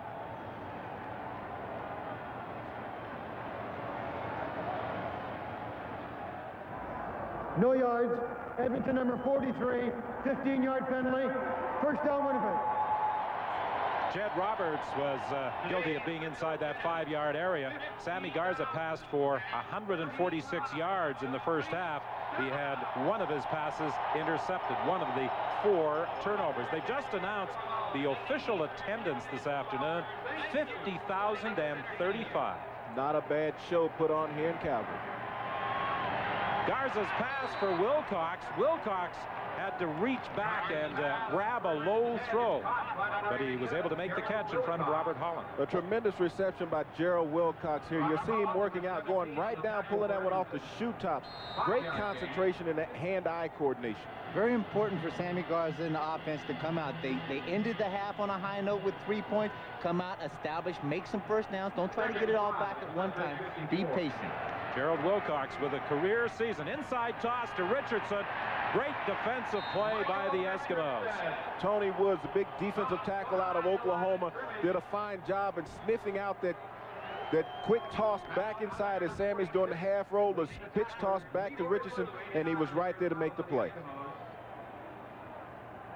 You'll see Sammy right here with this pitch toss back to Richardson, but Tony Wood stepping up from his nose tackle position, not to be fooled, and makes the play. But the reason that doesn't work much because Sammy Garza hasn't run any plays that he's coming out and really forcing the corner to throw the ball very well. So therefore, it was easily read by the Edmonton defense. Towering punt by Bob Cameron. The Gizmo waits for it. Bobby Evans got downfield very quickly. Penalty flags, and this, I'm sure, is going to be a late hit by Clark on the Gizmo. Make that Blaze Bryant. Once again, he is going to draw a critical penalty on a punt return, whereas he had in the first half. Gizmo was down, and Blaze Bryant just dove right in and drilled him while he was laying there on the turf. Going to cost his team 15 yards. Spearing, Winnipeg number 21, 15-yard penalty, first down Edmonton. You're absolutely right, James. I saw Clark in the pileup. I thought it might have been him, but Blaze Bryant with a second very costly penalty after the play was over. Well, Clark is there on the initial part of the tackle along with Ford, but Blaze Bryant just absolutely uncalled for, dives in there spearing using the crown of that helmet, and you can injure a player in that fashion, but he cost his team, more importantly, 15 yards here, field position. 1st and 10, the ball is at the 28. Handoff to Lucius Floyd, and Floyd does a fine job of finding the seam and getting up to the 40-yard line. Brought down by the safety, Errol Brown. Well, Floyd does a fine job of reading his blocking up front, and when you get those blitzing linebackers from Winnipeg, that allows Floyd to step outside once they've gone past and pick up the yardage. Let's take a look, and this is why it works so hard. See this guy right here? That's Alfred Payton. Now, why he's doing, he's got to respect Damon Allen, and that opens up that big hole that Lucius Floyd is able to run through. 1st and 10. Lucius Floyd again. And each time, Alfred Payton, as the outside linebacker, has the responsibility with Damon Allen, and he went with Allen and was right out of the play. I think, as Coach Ritchie has said, they may need to change that up because you're taking a guy like Alfred Payton out of the play and making him do something he's not used to doing. He's used to being involved in the play, getting down there, making the tackles, getting in the quarterback space. You got to at least maybe crash him down and then have a guy the speed of Greg Battle to come as secondary contain on the outside may serve as a better choice. 2nd and 2 from the 46. Eddie Brown wide open for a first down to the 45 of Winnipeg. Eddie Brown working in the seam, and Damon Allen with that play fake inside to Lucius Floyd freezes the linebackers, allowing Eddie Brown to come underneath. There's no linebackers in the zone in front of him, and he's into the secondary before being brought down by Clark after picking a first down. 18 yards. You'll see Clark closing right there to make the tackle, but it's only after Brown has picked up the first down. They have to play tighter defense than that the rest of the way. 15 touchdowns on the season for downtown Eddie Brown, and Lucius Floyd drives to the 40-yard line. Vaughn Booker came over to make the tackle on Lucius Floyd. You know, Floyd had an outstanding closing of the season, Don. When you look at 4 of his last 5 games where he rushed for over 100 yards, and at 1 he didn't get it, he had 99, and he's really made a big difference in this Edmonton backfield. The University of Nevada product has done a fine job in adapting to Coach Lancaster's scheme of things. Well, Ron Lancaster said when he played his very first game against the Calgary Stampeders. He had only been in camp for 3 days after coming from Saskatchewan, and he didn't make a mistake. The ball comes loose. The Winnipeg Blue Bombers. Randolph has picked it up, but they're blowing it dead. And the Bombers are upset. They thought it should have still been a live ball, but they're ruling that Damon Allen was down. We saw a few incidents like that last week where there was the thought of some quick whistles, but the officials are doing what they feel is proper, that the momentum had stopped moving downfield and in the protection of a player, and you just saw Henry Gizmo Williams speared just a few plays prior to that, and the officials do not want to jeopardize getting a player hurt in this situation. Well, Cal Murphy definitely does not agree with the call. Good look at Greg Battle coming off the outside, but what the offensive line of Edmonton was trying to do was cut those guys right at the line of scrimmage. Good feet work there, and that allowed Lloyd Lewis to get up into Damon Allen's face.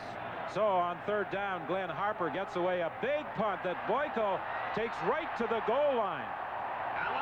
Very fortunate he didn't get caught with a safety right there. So the Bombers will be in a deep hole as the Calgary Tower is all lit up for this Grey Cup game. Damon Allen and the Eskimos in the last series were fortunate in that the officials ruled he was down. I certainly think that the Edmonton Eskimos got away with one. Let's keep it going. Stop it right there. Hold it just a second. As you can see, that left knee hit the ground, and all of a sudden Damon Allen is making an attempt to get up and try to continue running with the ball. The ball was stripped away, and that was a very quick whistle. So chalk up one for the Eskimos that they stole. From the 1 yard line. Pass is complete to Chris Johnstone, and Johnstone takes it up close to the 10. A safe little middle screen that time, getting the ball to Johnstone, allowing those offensive linemen to let him run, and he got up above, almost close to the 10-yard line there. Safe play by Sammy Garza. Willie Press just patrolling from tackle to tackle, doing an excellent job. He can show he's getting outside containment. Then he comes back down inside, showing great speed of being able to bring Johnstone down. Chris Johnstone was with the Eskimos in that 1990 Grey Cup game, and he still lives in Edmonton. This should be close to a first down for Winnipeg. Let's go to the sidelines, and here's Chris. Don, Willie Pless, no problem with the knee at all. In fact, he was upset that the Eskimos wouldn't let him back in to finish the first half. The instructions for the defense, more zone in the second half. Don't give up the big play and don't take any chances.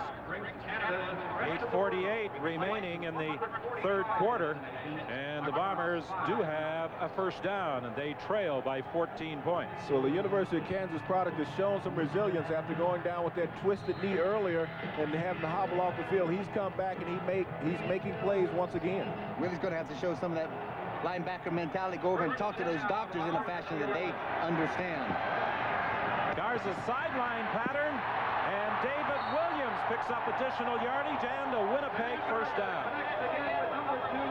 Damon Lyons has his hand full with David Williams out there working one-on-one. Williams on the quick out, Garza with a gun, getting the ball to him in a hurry. He spins upfield, stays inbounds, tightrope before being driven out of bounds by Rogers and Rux. Very tightrope job, very fine job of tightroping done though there, Dan. An excellent job, but he makes the cardinal sin. He allows the receiver to slide out and outside, force him back inside to the containment. Sammy Garza rolling out, throwing for Alfred Jackson. He's got a first down up at the 50-yard line. Sammy Garza is now starting to utilize all his tools. With the rollout left, he gets out of the pocket. He puts an added pressure on the Edmonton defense. Jackson working one-on-one against Lawler down the field. Breaks back to Garza. Garza gets the ball to him in plenty of time. He cradles it to his body and makes the big play. Coach Cal Murphy said that Jackson, he plays also defensive back, could be the best all-around athlete on the Winnipeg Blue Bomber team. Garza throws to the sideline. Ooh, there was a bit of miscommunication there, and Robert Holland, had he been able to grab the throw, was gone for a sure 6. Well, Sammy would like to have that one back. I mean, he just hung it out there, and there was only 2 Eskimos out there in the flat. Don Wilson was blitzing from that rover position out the left side, and then when Wilcox saw that blitz, all he did was release straight up the seam, and Garza anticipated going to the out. A big play right here for Sammy. He has a second down and 10. It's critical that he keeps this drive alive and not kill his momentum right here. Well, remember, this drive started at the Winnipeg 1-yard line. Holland was blitzing. Garza throws over the middle, and it's well over the head of Gerald Wilcox, and there's a penalty flag at the line of scrimmage. And generally, that's in that area where you're going to get a holding penalty against the offensive line. And, you know, they came with the blitz. Ruck came free up the middle, and he was picked up by Johnstone, and that might be the call. Holding, Winnipeg number 25, decline. Third down. Chris Johnstone was guilty of the holding call. He was one of the players involved in that big swap between the Eskimos and the Argos, and then he went to Winnipeg in exchange for Warren Hudson. And I think he's quite happy that he wound up in Winnipeg rather than spending here in Toronto. And he's one of the main key reasons why Michael Richardson had such a successful year running the ball. Bob Cameron's third down punt. The Gizmo will try and field it. The Gizmo makes the first man miss, but Chris Changaris is there to make the tackle with 7:04 remaining in this third quarter. Well, I know the Giz has got fans, but me? This is what it's all about, and I can see Dan Kepley's name engraved on here 6 times, James Curry twice. But so far, there's no champagne in there. They will be. I tell you what, the guys can't wait to have a taste out of this cup. And it'd be nice and chilled. Yes. All right. Well, they're continuing with the third quarter here at McMahon with 7:04 remaining, and the Eskimos first and 10 at their own 20-yard line. And at the moment, the Eskimos do have a hand up on that piece of silverware we're examining. Ron Lancaster, twice as a quarterback, has won it. He would like to put his name on it as a head coach. This is the first opportunity he has had. Damon Allen won it in 1987, and Damon Allen is taken down by Lloyd Lewis out of bounds at the 26-yard line. Good job by the Winnipeg secondary that time, primarily Sampson and Phillips on that side. When Damon bootlegs out there, the Sally Rand, the famous stripper in the 30s, comes out all by himself. He's looking and he wants to throw the ball downfield. Secondary guys locked up on the receivers and forced Damon Allen to have to run it, and then the pursuit was able to come in and make the tackle on him. Now, is it the coaches or the players who are creative on a naked bootleg calling it a Sally Rand? Well, Sally Rand, the famous stripper, as she was leaving this thing, would show that naked booty, so that's how it came about. Over the middle for Lucius Floyd. Damon Allen's pass is complete. Like that Michael Souls, I'm sorry. Michael Souls from his fullback position just trickled right up. He checked at the line of scrimmage to make sure that there was no blitz there. And when the blitz did not show, Michael Souls creeped up right in the seam as Clark dropped off, sat down right in front of him, was able to make that reception to keep the drive alive for the first down. First and 10, the ball at the 31. Michael Souls, a McGill product, local Canadian kid. Damon Allen rolls left this time. Battle is after him and gets him. Damon Allen dropped down at the Edmonton backfield. Greg Battle playing a tremendous game this afternoon. The great pursuit right there from the Arizona State product. Greg Battle has been in many Grey Cups in past, and this is just one of those many for him. Call play this time is Damon's going to boot, and then he's going to wheel out. He's going to pull Mike Dumoulin, the guard at that time, to come out and lead him, but Greg Battle's having nothing to do with it. He gets up over top of the block by Dumoulin and goes in and makes the tackle. A loss of 3. Second and 13, Edmonton.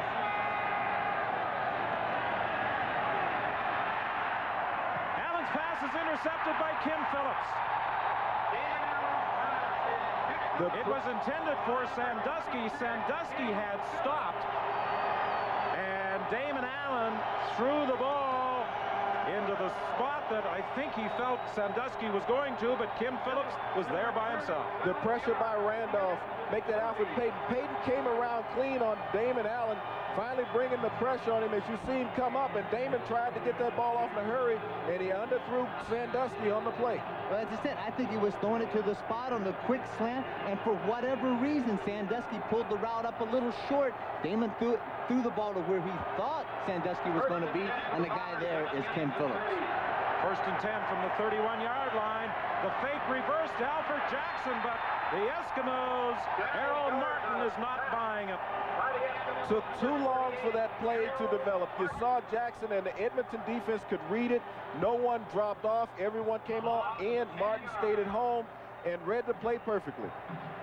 The pass going to come on the reverse, and then he wants to look downfield. Martin doing an excellent job of being disciplined, keeping his outside leverage and his containment, forcing Garza to have to tuck the ball and slide in. And the cold is not a problem for that University of Utah product. 4:13 remaining in the third quarter. 2nd and 20, Winnipeg. Garza's pass is intercepted. Picked off by Larry Ruck. It was intended for David Williams, and Larry Ruck, the Saskatoon Hilltop product, gets the ball back for the Eskimos. Well, up at Bill Ranford's bar in Edmonton, the fans enjoying the Larry Ruck interception. Take a good look at Larry Ruck. He's right here, and all he's going to do is read this inside route. And he's going to follow the quarterback's eyes, stay on the inside of Wilcox this time. And as Garza turns around and wheels, Larry Ruck is inside, takes it away, makes a good reception, looks the ball in. Well, Larry Ruck made a very difficult transition coming from the outside into the middle. Well, he certainly did. Larry has some problems with the vision in one of his eyes, but when you're an outside linebacker, you're used to seeing everything come at you from one angle. When you get in the middle, it's a traffic jam in there, and it comes from both sides. Larry has adapted very well to that. Talking about a traffic jam, Lucius Floyd ran into one. Lloyd Lewis was the first to make contact with him after a gain of 5. Well, the Texan A&I product is playing in his first Grey Cup, and he's worked many years to get to this point. Last year, he played with Edmonton, and he was released at the beginning of the season and said that he was possibly too old to play, but he's fit in very well in this Cal Murphy scheme of things in Winnipeg. The rushing statistics from regular season play to today are reversed. Oh, the ball comes loose as Lucius Floyd is hit, and Winnipeg has got it back. What a penetration by Paul Randolph that time on the blitz. He almost took the handoff, decided to make the solid tackle on Lucius Floyd, and caused a major fumble. Watch this contact. Paul Randolph comes through and he just plants Lucius Floyd. I mean, he runs right through it. That's what you want to do when you're a defensive player. The big play once again for the Winnipeg defense. And the battle was between the two linebackers, Payton and Clark, to get to the loose ball. The thing that they know, that this Winnipeg defense knows, if we make some turnovers, get it back into Sammy Garza's hands as many times as we can, the odds are sooner or later he's got a chance to make something happen. Well, he makes something happen here as Wilcox takes it to the 5. Sammy Garza with the quick slant to Gerald Wilcox, his favorite receiver out of Weber State right there. Sammy from UTEP fires right in the seam. The linebackers are not able to get out there quick enough, and Sammy's throwing darts. Well, Wilcox was a most disappointed spectator at last year's Grey Cup game at the Sky Dome in Toronto. And he was looking forward for the past 12 months to a return engagement. He takes it to the 5. The end zone pass intended for Williams, incomplete. Well, we're going to get an interference on Lyons in the corner over here where he was locked up with David Williams, would not release him, and it's going to be 1st and goal at the 1.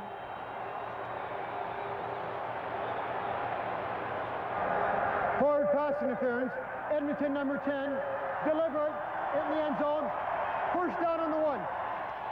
1st and goal, Winnipeg from the 1. Let's take another look at the interference. 1-on-1, 6'4", David Williams is just trying to get outside of him. And what Damon Lyons going to do is grab the cloth inside. He gets called with the flag. Garza keeps. Touchdown.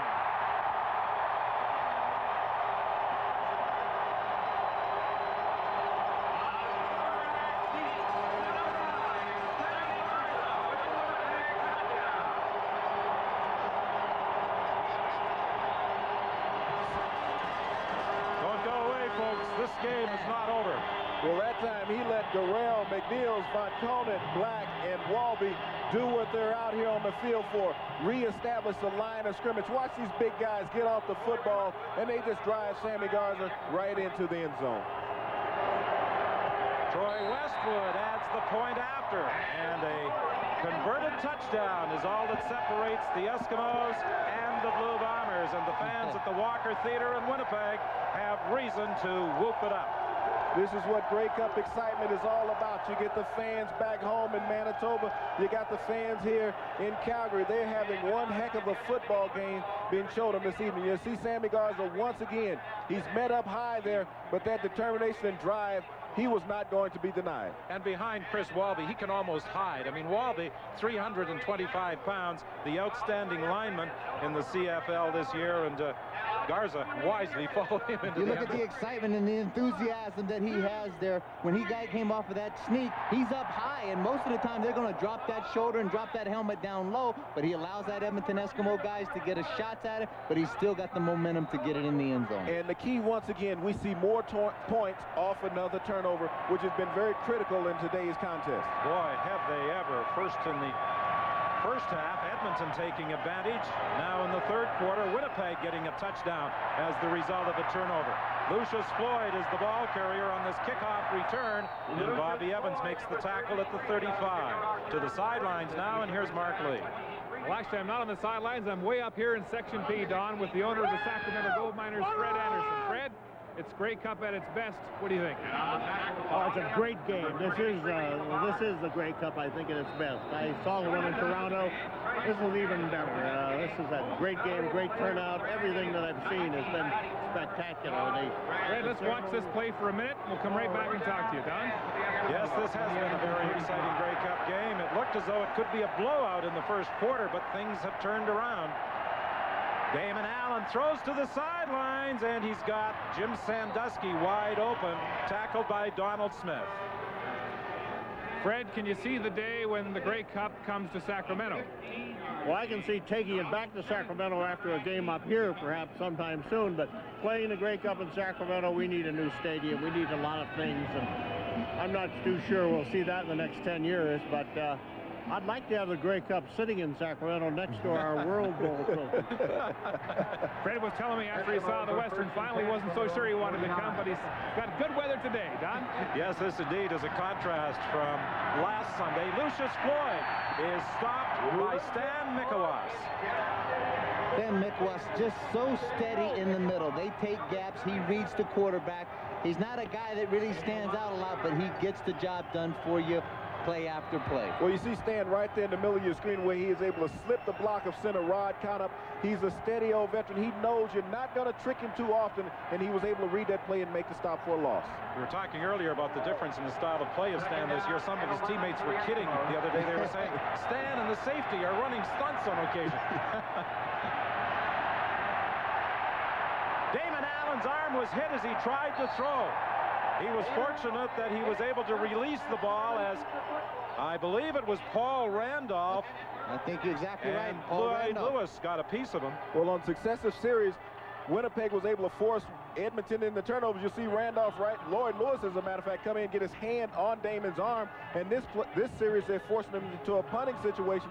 Somebody has woken up this Winnipeg defense, and they're playing great football at this moment.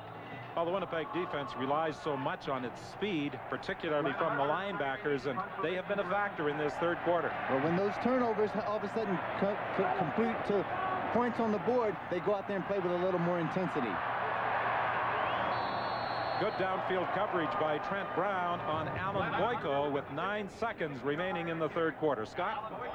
All right, Don, as the third quarter winds down in Grey Cup 93, we want to remind our audience that assisting CBC Sports with today's aerial coverage is still, and have not these shots look spectacular all evening long, still manufacturers of the #1 chainsaw worldwide.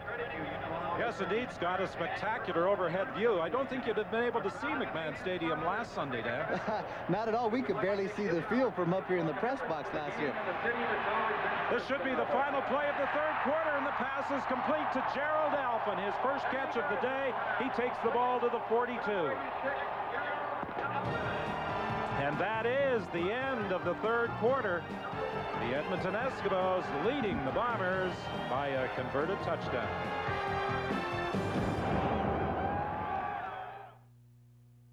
A car won't start better just because it has a famous name battery. A car responds to cranking power. So we won't show you which battery is the famous name and which is the Motomaster from Canadian Tire. The fact is, both batteries are the same, made in the same Canadian factory with the same power, dependability, and both come with a nationwide warranty. But the Motomaster battery from Canadian Tire costs a lot less. So your car won't know the difference, but you certainly will. Motomaster, quality automotive products for a lot less. Now, AGT Long Distance can bring you and your loved ones closer together by miles. As a new sponsor of the Air Miles Reward Program, AGT awards travel miles for all your residential AGT long distance calls. Collect travel miles to take you to the people you love to call or to exciting vacation destinations. So start collecting your travel miles today. Call AGT and see how far your long distance calls can take you. You can call for miles and miles and miles.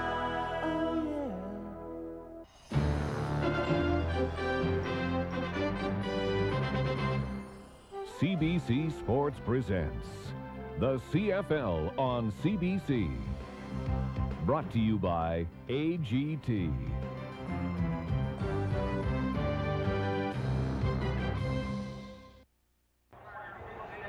We're set now for the fourth quarter of Grey Cup 93 in Calgary. A big finish beckons with the Bombers trailing Edmonton by just 7 points. And Doug Flutie, our game day analyst, says it's mostly because of the way Sammy Garza's played in the second half. Doug? He's playing with a lot more confidence. He hit a quick slant to get him down to the 5-yard line on the hot.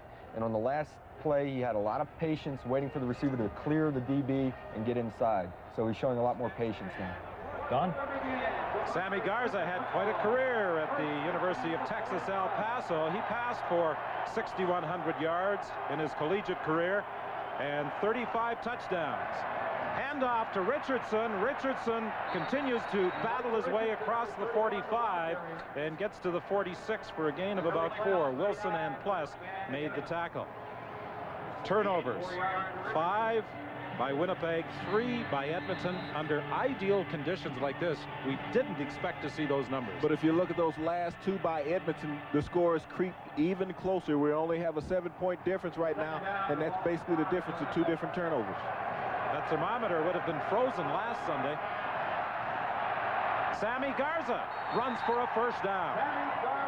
Good play, a call play all the way as Sammy Garza comes out from underneath the center. He's going to have the option. If the pass pattern is there by David Williams on the out, he'll throw the out. If not, he's got some pulling guys in front of him to make a few blocks. Miles Garrell is trying to get around the corner. David Black comes out there.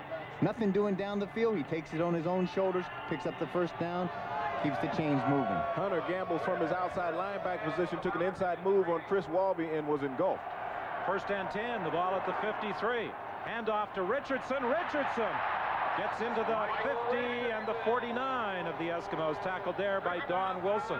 This is what makes Winnipeg so dangerous, when you can get Michael Richardson moving that football on the ground behind that massive offensive line, and you're reestablishing the line of scrimmage. You pick up 7-8 yards at a chunk.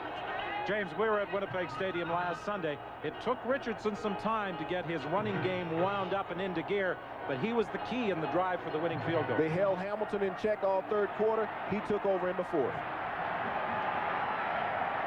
Johnstone takes the counter handoff and picks up a Winnipeg first down.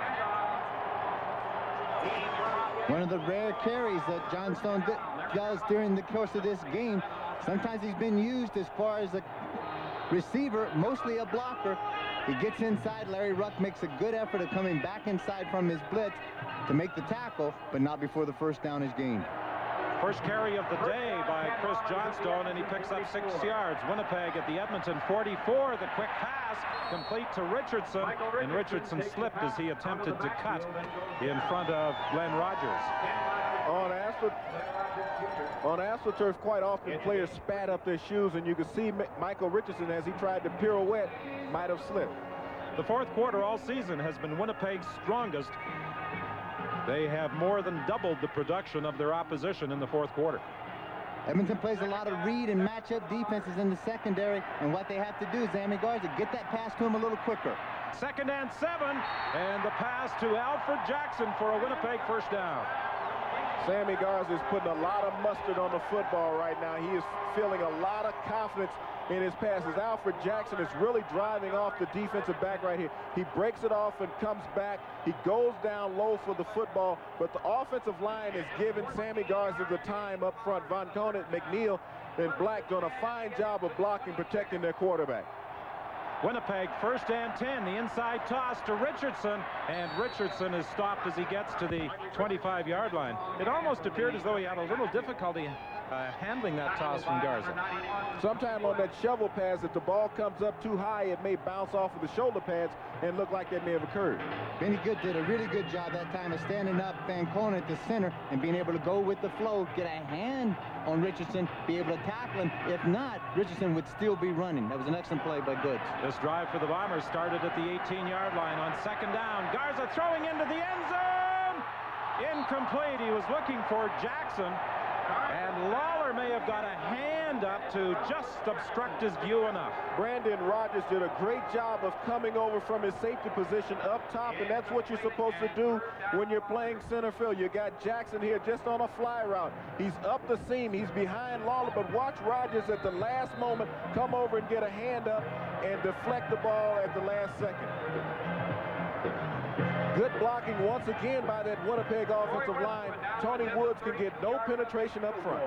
Troy Westwood with a 32-yard field goal attempt. It's good. It's good. So the Bombers trail by 4 with 10:41 remaining. 20. The cost of living, the cost of raising kids, cost of peanut butter. Oh, something that doesn't go up in price.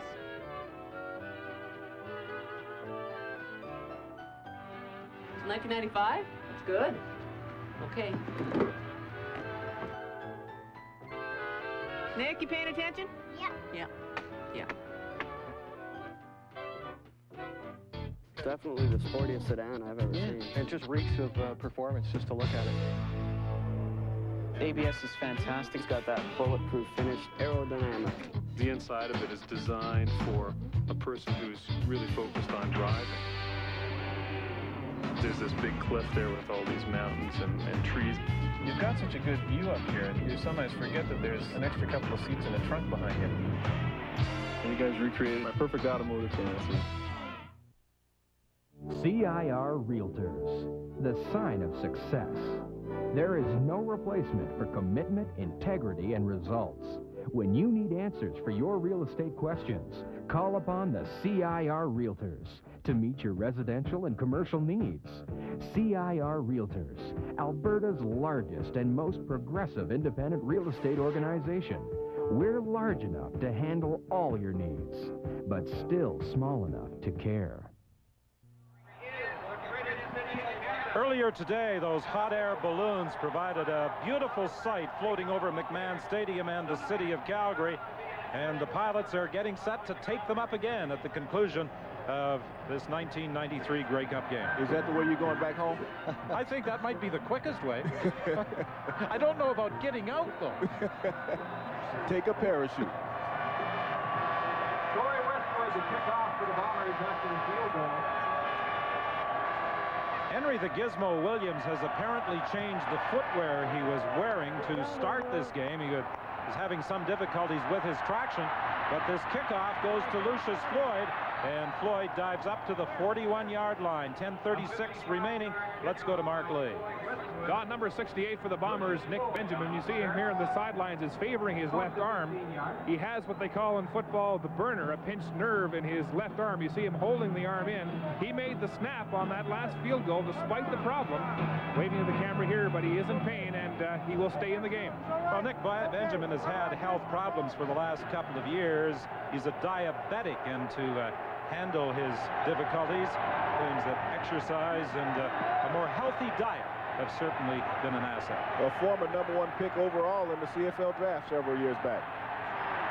Michael Souls is driven back. This Winnipeg team is now inspired. Remember, they were down 21-0, 7-11 into the second quarter.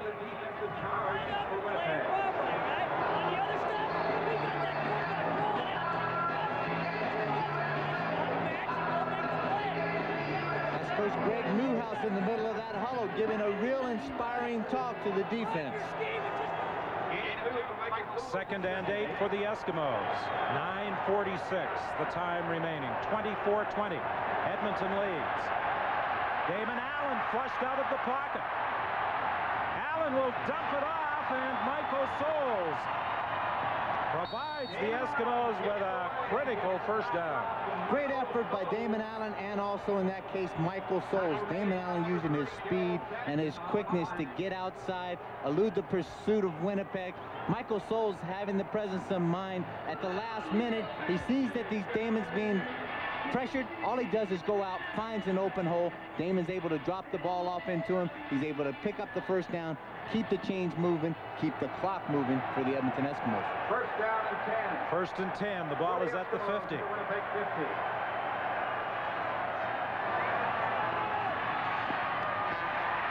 Over the middle, and Jay Christensen will get another Edmonton first down. Jay Christensen, the big slot back from Nokosagan Sun, finding that soft spot. Damon Allen with that naked boot rolling out. Christensen just goes and sets down in that soft spot. Damon's able to deliver him the football and picks up another first down on the drive. Jay Christensen was cut at training camp, but when the Eskimos brought in Lucius Floyd, they needed a Canadian for the slot back position, and they sent the call out to Kelowna for Jay Christensen to return.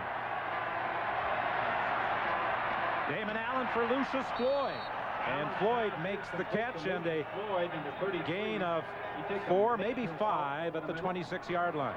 Good job. As Damon drops back, he's trying to read the zone of Winnipeg, and what he's doing, he's had the backs go up, check the block. If no consent coming, then they release up underneath the zone, and he dumps it off quickly. Now, Cal Murphy said the difference between Edmonton today and what we experienced in the first 2 regular season games is that Damon is now playing like Damon, and the addition of Lucius Floyd as both a receiver and a runner makes them more dangerous. Damon Allen escapes the pressure, but he's forced out of bounds. Mixed up in the Edmonton backfield that time, I feel very surely of.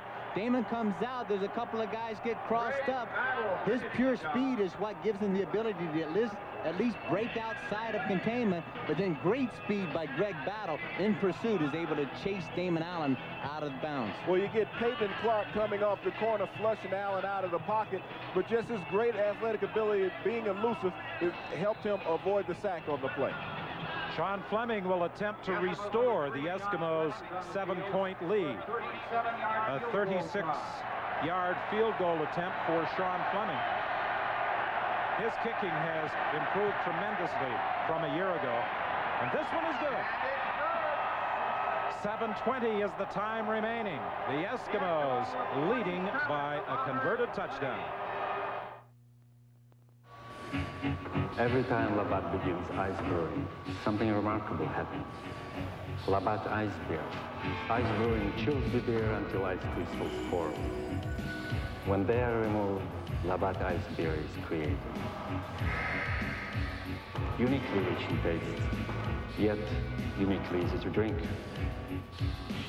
The truth is remarkably simple. If it's not ice brewed, it's not ice beer. It happens about 52 times a year, and generally after the second cup of coffee. It's called Saturday. And for a lot of people, it means a trip to Canadian Tire, where Canadians can buy products they're proud to own at the price they want to pay. Top quality, guaranteed low prices. Maybe that's why people have been coming back for over 70 years of Saturdays, and all the other fine days, too. There's a lot more to Canadian Tire for a lot less.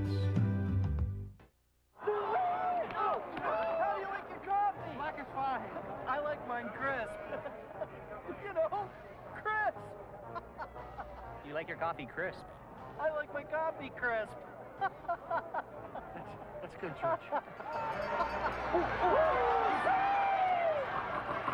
Where'd you guys grow up? The moon? Coffee Crisp makes a nice, light snack.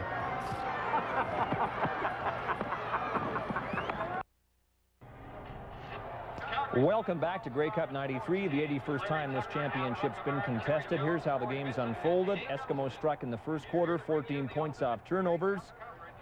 A short run by Floyd, then a short pass to Jim Sandusky to extend the Edmonton lead. The option to Richards got Winnipeg its first major, 24-10 Edmonton at the half, but it's been all Bombers in the second half. Garza took it in for a touchdown, but a field goal by Sean Fleming has the Eskimos back in front by 7, Don. And that field goal by Fleming, the first points the Eskimos have scored in the second half. Garza gets away from the initial pressure, loses the football, and the Eskimos have got it. Great relentless pressure by that Edmonton front seven. Daniel Hunter flushed him originally out of the pocket, kept after him, was able to come back, jar him loose from the football, and Edmonton has the ball once again. You heard if it wasn't for bad luck, you'd have no luck at all. But Sammy Garza, he has already maintained to get outside. He's got a clear field down in front of him. An easy first down that he could have picked up, drops the ball. You see a happy Daniel Hunter right here celebrating after the big turnover, and that's what you need, defensive players to step up to the forefront. The 6th turnover for Winnipeg tonight. And it comes at a costly time as the Eskimos have it 1st and 10, and Eddie Brown makes the catch and gets inside the 10-yard line. Damon is so quick to strike after the turnover. You want to take advantage of your opponent, maybe at a low point. Damon with his little half roll left finds Eddie Brown on a crossing route underneath. Bobby Evans is chasing him at this point, and he's down inside the 10-yard line. And that's something you don't want, someone chasing Eddie Brown. Michael Souls doing a fine job of blocking up front. Takes the punishment, but that's what you have to do. Just get in somebody's face and slow him up. Give Damon Allen time to do what he does best. 1st and goal. And Michael Souls is tackled by Lloyd Lewis with 6 minutes remaining. Chris? Don, the Eskimos right now are without Lucius Floyd. He was knocked cold in the last series. He wanted to go back in. He's trying to shake out the cobwebs, but Dr. Boyko, for the time being, has held him back. So Brian Walling is in the backfield right now with Michael Souls. Brian Walling, who was with the Saskatchewan Roughriders in 1989 when they won a Grey Cup, said this Edmonton team is very similar to the Roughriders of '89. Damon Allen lobs it into the end zone for Eddie Brown. He can't make the catch. Bobby Evans was defending against Eddie Brown, and now Ron Lancaster sends in the field goal unit. Eddie Brown gets a little help from Jay Christensen, the slot, as he gets a little pick, and Damon Allen, all he does is lob it up into the corner, and hopefully that Eddie Brown can run underneath it, but no go. 5:23, the time remaining with the clock running.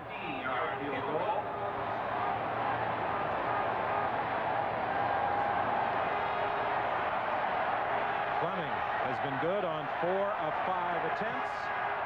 He's now been good on 5 of 6, and the Eskimos have a 10-point advantage.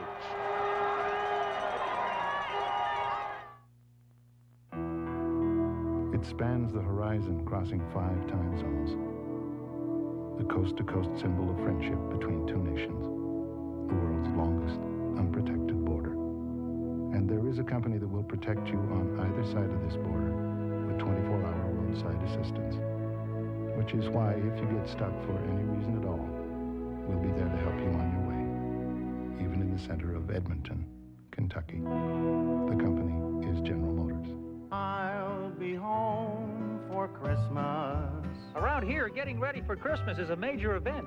At Home Hardware, we're here to help. We've got lots of friendly advice. This sure brightened up our Christmas. Great gifts. At a great price. Like the Braun 5-in-1 Food Preparation Center, $293.37, and a hand blender chopper, $36.97. Dorothy, why don't you and Henry drop over sometime during the holidays? Sure. I'll be home I'll get the for dip. Christmas. Home of the handyman. Now, AGT Long Distance can bring you and your loved ones closer together by miles. As a new sponsor of the Air Miles Reward Program, AGT awards travel miles for all your residential AGT long distance calls. Collect travel miles to take you to the people you love to call or to exciting vacation destinations. So start collecting your travel miles today. Call AGT and see how far your long distance calls can take you. You can go for miles and miles and miles. Oh, yeah. Welcome back to Grey Cup 93. McMahon Stadium and the city of Calgary have never looked as good. That's a big-time picture, and assisting CBC Sports with today's aerial coverage is Steel. Manufacturers the #1 chainsaw worldwide. Dave Tomasini at the controls of the chopper. Don's been quite a second half. You have to like the way both quarterbacks have played. It has been a most entertaining second half, and I think Sammy Garza has silenced all of his critics, those who called him Slingin' Sammy's son-in-law, regardless of how he plays over the final 4 minutes and 58 seconds. He's done a good job for the Blue Bombers. The pass was intended for David Williams. He was being covered by Damian Lyons. The Eskimos lead 30-20. 23 of their points have come as the result of turnovers. And you cannot afford to give a solid defensive team like the Eskimos that many points and hope that you can successfully come back. But the Bombers are trying. The pass for Gerald Wilcox. Sammy Garza's pass is caught by number 87, Gerald Wilcox. Good time up front that time. Good blocking allows Garza to sprint to the corner, turn around, throw back curl, throws it down low where Holland doesn't have any chance to come up and try to knock it out. And Wilcox does an excellent job of making that reception. Winnipeg 1st and 10. The ball is at the 49. Quick pattern to David Williams, and he was hit immediately by Damian Lyons. Well, right now, Garza is taking what the defense allows him to take. He's not trying to go deep. He's working the short, intermediate routes. The safe passes, the receivers are working back towards the quarterback to get that separation from the corner. Remember earlier in the game, he ran the pump fake to David Williams and had him wide open down the sideline. Look for something to be set up like that through the course of this fourth quarter. Alphen and Jackson go to the left. Alphen is the receiver, and he's got a first down. He took it to the 50 and was hit there by Morris Waller. Gerald Alphen's second reception of the game, working out in that left flat. Plenty of separation there before Lawler arrives with the big hit, trying to separate him from the football, but he hangs on.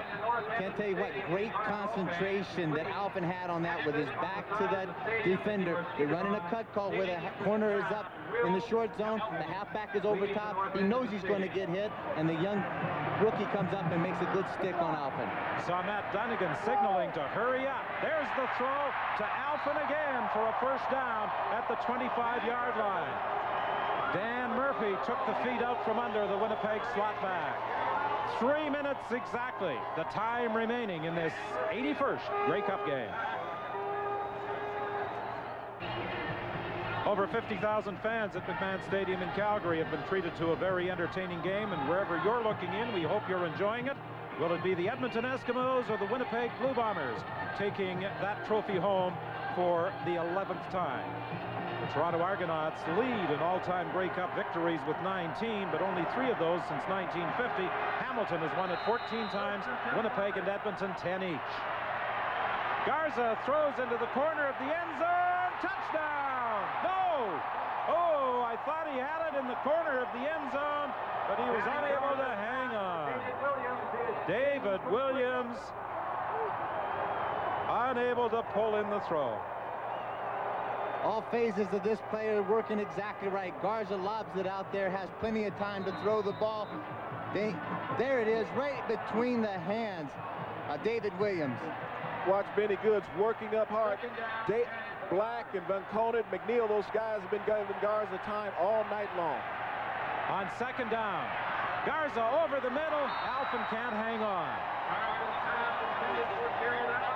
Glenn Rogers was defending against the Winnipeg slot back. 2:47 remaining in the game. Well, the Bombers needed a field goal and a touchdown to tie. They will have an opportunity to move within a converted touchdown if Troy Westwood is successful with a 33-yard field goal attempt. You can guarantee if Cal Murphy had his druthers, he'd rather have the 7 points right now and then have to make the field goal in the last minute or last 30 seconds of this ball game. Westwood is 3 for 3 in the field goal department. 2:44 remaining, and now it's up to the Winnipeg defense if the Bombers hope to get a touchdown and perhaps force overtime. Matt Dunnigan having a career season, sidelined on October 15th with a torn Achilles tendon in a game against Sacramento. Well, Dan, this is the time of the game when those butterflies start to fly. You're looking at yourself, you're looking at your teammates, you're trying to pull it all together. Well, you really have to get out there and do exactly what you've been doing through the whole course of the game, not worrying about whether it's going to be your fault if you miss a block or miss a tackle. Get out there and play and let the chips fall where they may, because both of these teams have been playing tremendous football today. Ron Lancaster trying to use the clock. He wants to keep the ball on the ground primarily, I think, but Vaughn Booker was in there and with a punishing hit on Michael Soles, dropping him for a loss of 2. It's very important that Edmonton comes out and at least try to pick up 4 or 5 yards in a first down situation. When you get into the 2nd and 10, 2nd and 12, it makes it very tough. But the big defensive end from Cincinnati on that slant play, boom, right in the backfield, and he planted Michael Soles. 2nd and 12, Edmonton. 2:26, the time remaining. Here comes Battle. Battle coming from the backside, but the pass is complete to Sandusky. Big reception by Jim Sandusky up to the 52-yard line. When you gamble, you get burned. Jim Sandusky one-on-one, one of the more tactical receivers in the game. Damon Allen had the time. The blitz was picked up, and he found it. As you said, the blitz was picked up. The offensive line and Michael Soles doing a great job of picking up the blitz. Sandusky doing a tremendous job of just finding the hole. You see everybody coming. The O-line is forming a pocket for Damon Allen right here. He's able to come over the top and get rid of the pass. You saw right at the top of your screen, that was Lucius Floyd and Rod Knopp, both of them taking care of Greg Battle. Fake to Lucius Floyd. Randolph grabs Damon Allen and throws him out of bounds right at the line of scrimmage with 1:53 remaining. Let's go down to the sidelines. Here's Chris Cuthbert. Don, in each series, Jim Sandusky consults with Damon Allen. Came over to me before they got on the field, and he says, I guarantee if we get in close, we've got a touchdown that's going to work to either me or Eddie Brown. So Jim's seen something on the field. Let's see if they can make it happen. Well, the San Diego State product is very astute at what's going on around him at all times, and if anyone can victimize the secondary, he can do it. Well, Ron Lancaster said it's almost like having another coach with Jim Sandusky studying film and studying the opposition at all times. And Jim Sandusky has made this whole receiving corps much better by his presence.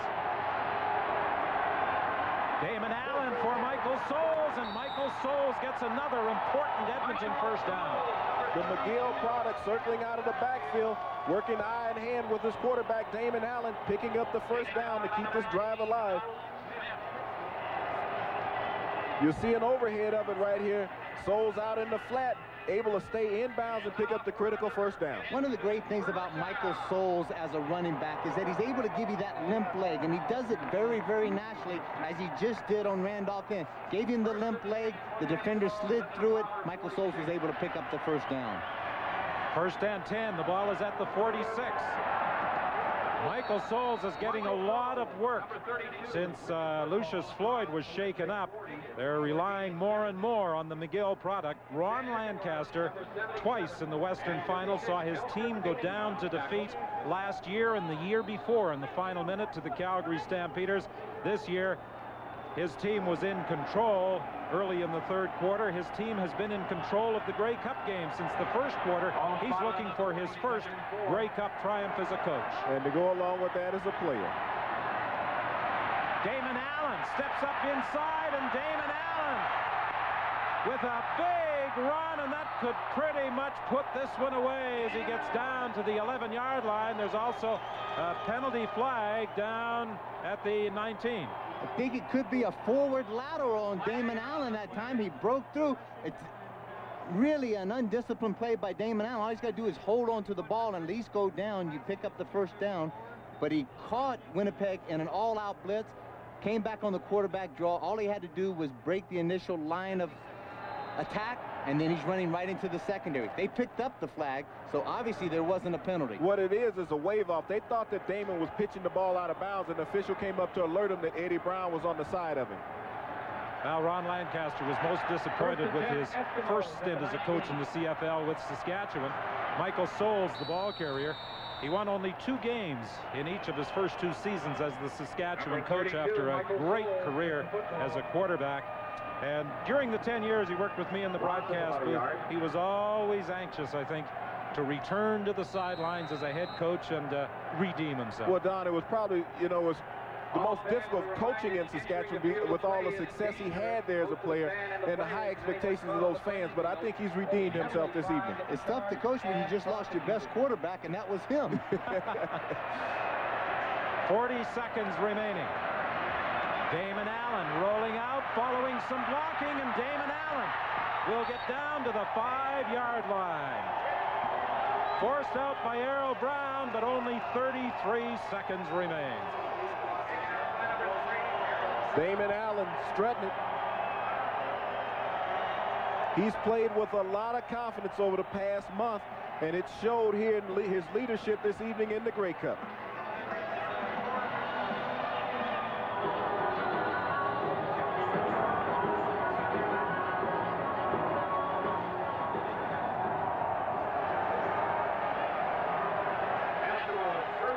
First and goal for the Eskimos.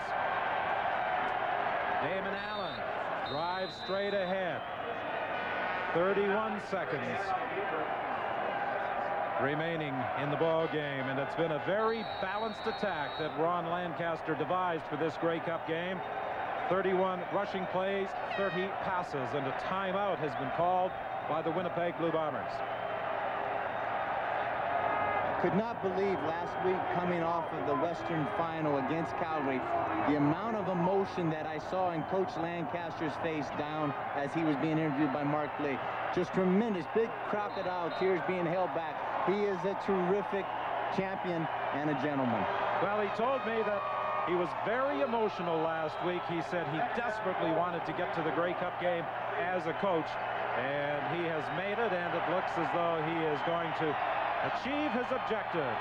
Damon Allen keeps, you know, in mid-season, there were some people in Edmonton very critical of Ron Lancaster. As a matter of fact, some media people were suggesting that maybe he should be fired as the head coach, but Huey Campbell, the general manager, persevered. He answered it very abruptly. He just says, forget it. It was over with. They could have done it. If they wanted to fire me, they could have fired me. That was yesterday. This is today. This is right now. And this is where I am. And this is where the Edmonton Eskimos are. A second straight disappointing year for the Winnipeg Blue Bombers. The clock running with 20 seconds remaining. The ball is at the 2-yard line. They can take it down to 8 seconds before they have to run a play. And I think they're going to let it go right down. The ball will be turned over on downs. Winnipeg will take possession because it was on 3rd down, but they have 108 yards of pay dirt to work against, Don, and you're going to see one of the best prevent defenses you've ever seen in your life right here. The Edmonton Eskimos have used 6 defensive backs all year in defending against the pass. And unless Sammy Garza has some sort of miracle in his bag of tricks, Ron Lancaster has won his first Grey Cup as a head coach after a brilliant playing career.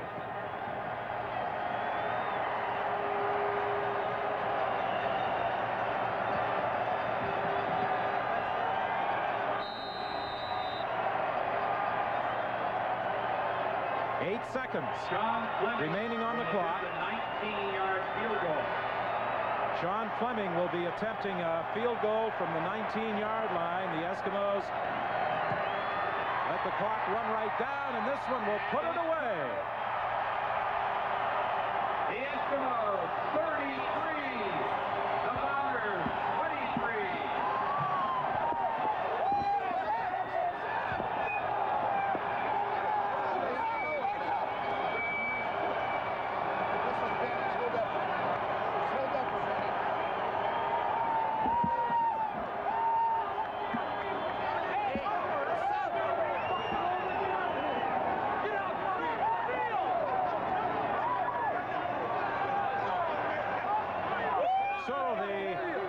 Eskimos with a 33-23 lead and 6 seconds remaining on the clock.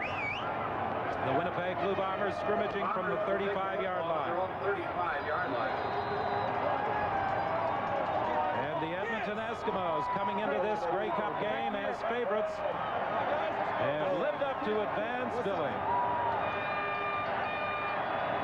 David Williams on the sidelines gets away from one tackle, and then Williams is hauled down. The ball comes loose, and the Eskimos have recovered, and that's it. Ron Lancaster and the Edmonton Eskimos are 1993 Grey Cup champions.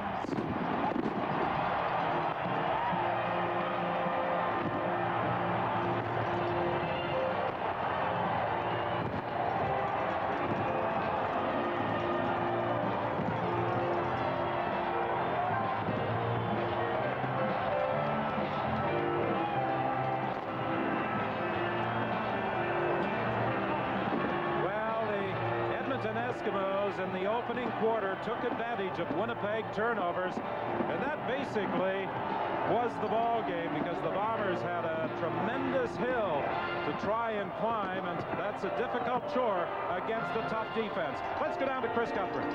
Here he is, the winning coach in the Grey Cup '93. How does that sound? Well, I'll tell you, it's good. Guys earned it. They played hard. I give a lot of credit to Winnipeg. You know, that is one tough football team, but it just was our day-to-day, and we're very happy. Hey, your guys had a gut check second half. Yeah, they sure did. Keep battling, man.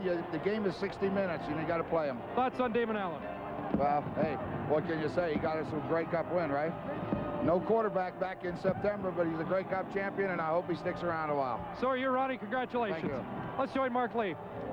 Thanks, Chris, and I'm standing here at center field with Damon Allen, the victorious quarterback today. Damon, you endured a lot of criticism this season. You get the last laugh. Yeah, but I'm not going to try to stick it in. The main thing, the guys believed in me. Eventually, things came around on offense, and our defense is playing really well. And I just thank God that I came out here healthy, and we won the Grey Cup.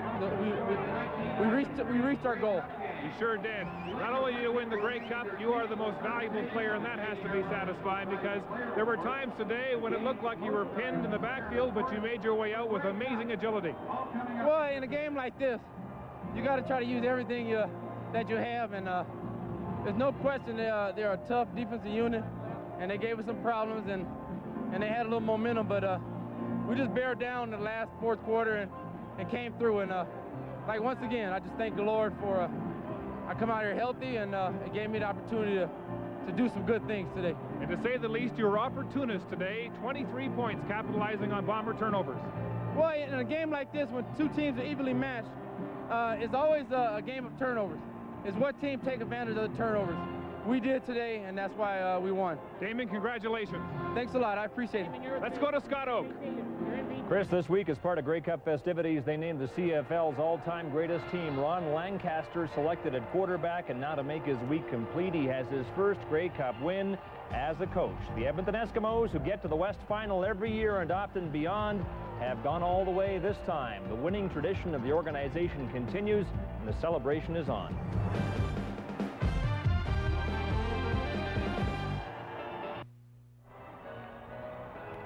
Back now in Calgary, where the Eskimos have just laid claim to the 81st Grey Cup championship. This Grey Cup is for the city of Edmonton, which can once again claim to be the city of champions. 6 years between Grey Cup wins, and so the Eskimos almost certainly cannot wait to take this cup north to Edmonton.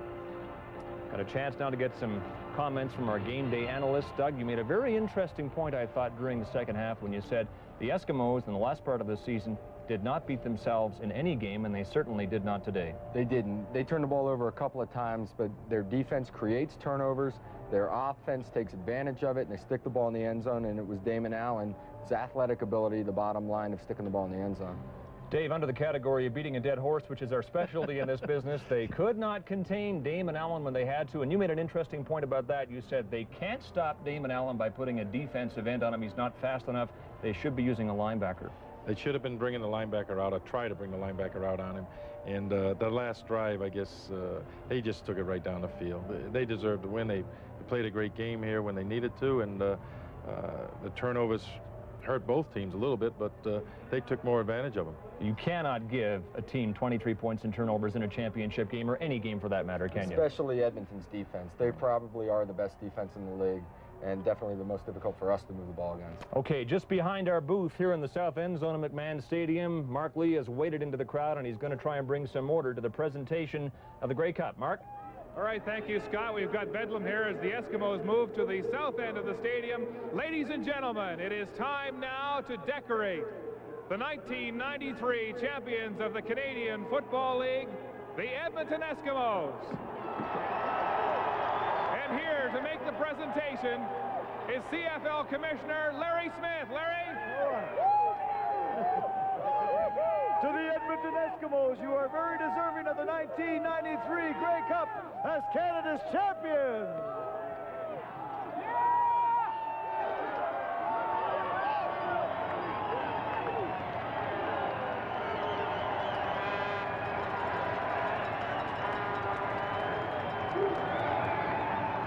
Well, a very proud moment for Ron Lancaster and his Edmonton Eskimo players. And you can see the tears streaming down the face of Ron Lancaster after those two very disappointing years as the head coach of the Saskatchewan Roughriders, when he only won 2 games in each of those years. And then he came into the broadcast booth. As I said earlier, all that time, I always had the feeling he wanted to get back to the sidelines. But Dan, as you said, when he took over as coach, he didn't have Ron Lancaster as quarterback. It was really hard to fill that position for him, and not all great athletes make good coaches. I believe firmly that Coach Lancaster is a good coach, as he proved today. Well, there were people in Edmonton earlier this year who were very critical of Ron Lancaster as a coach, but he stuck with his players. He supported them all the way, and now they have made it 8 in a row, 8 consecutive wins after a humiliation at Commonwealth Stadium in Edmonton to these same Winnipeg Blue Bombers on the 26th of September, and they haven't looked back. I think he found sanctuary within himself. He confided with he and his coaching staff. They decided which direction that they wanted to go after the first couple of games when they had all the disarray about the quarterback controversy, the team not being consistent. They settled down. The Sacramento game that we had mentioned earlier, they told Damon, this is yours to win and lose. And he went out and won the game. The team got on a roll from that point, and everyone else responded. Well, I think that's the great thing. What the coaches decide is one thing, but what those guys right there on your screen right now decided for themselves is the only thing that mattered through the course of this season. The jubilation of winning a championship, Dan, you went through it on many occasions. Players can never relive that moment because for most players who never get an opportunity to enjoy that, I mean, you relish this the rest of your life. And Dan, you live in the city of Edmonton. This will be a boost to civic pride. Things haven't been that great in the city of champions for the last couple of years. Well, they can tell you right now, those guys in green and gold have done their share, and they've done their part right now. So it's up to some of the other teams that are in that city to follow up to it. But for right now, just wallow in it, savor it, and enjoy it for as much as you can. You may not ever get there again, but for right now, you're there, you're the champions. Well, for the second time, the Grey Cup game played in Calgary, won by the Eskimos. Mark? Don, he passed for 234 yards and 1 touchdown, completing 16 of 27 passes. The most outstanding player of the 1993 Grey Cup is Damon Allen, quarterback for the Edmonton Eskimos. And here to make the presentation is Yves Landry, president of Chrysler Canada. Congratulations on a great game and a great performance. And I'm glad to present to you the keys to a Dodge truck, a Ram truck, the best in the business, I assure you. And you too will realize that the rules have changed. You've got the new generation of trucks. Hey, thank you. Thank you. Thanks a lot, I appreciate it. I'd like to just thank my teammates. They believed in me all year long, and they gave me the opportunity to come out here and play as hard as I can. Damon, congratulations. Thanks, sir. Thank you. Damon Allen, the most valuable player of this 1993 Grey Cup. Scott?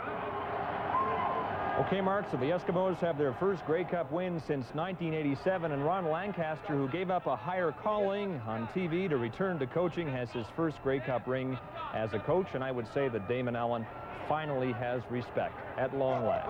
We'll return with more post-game festivities in just a moment.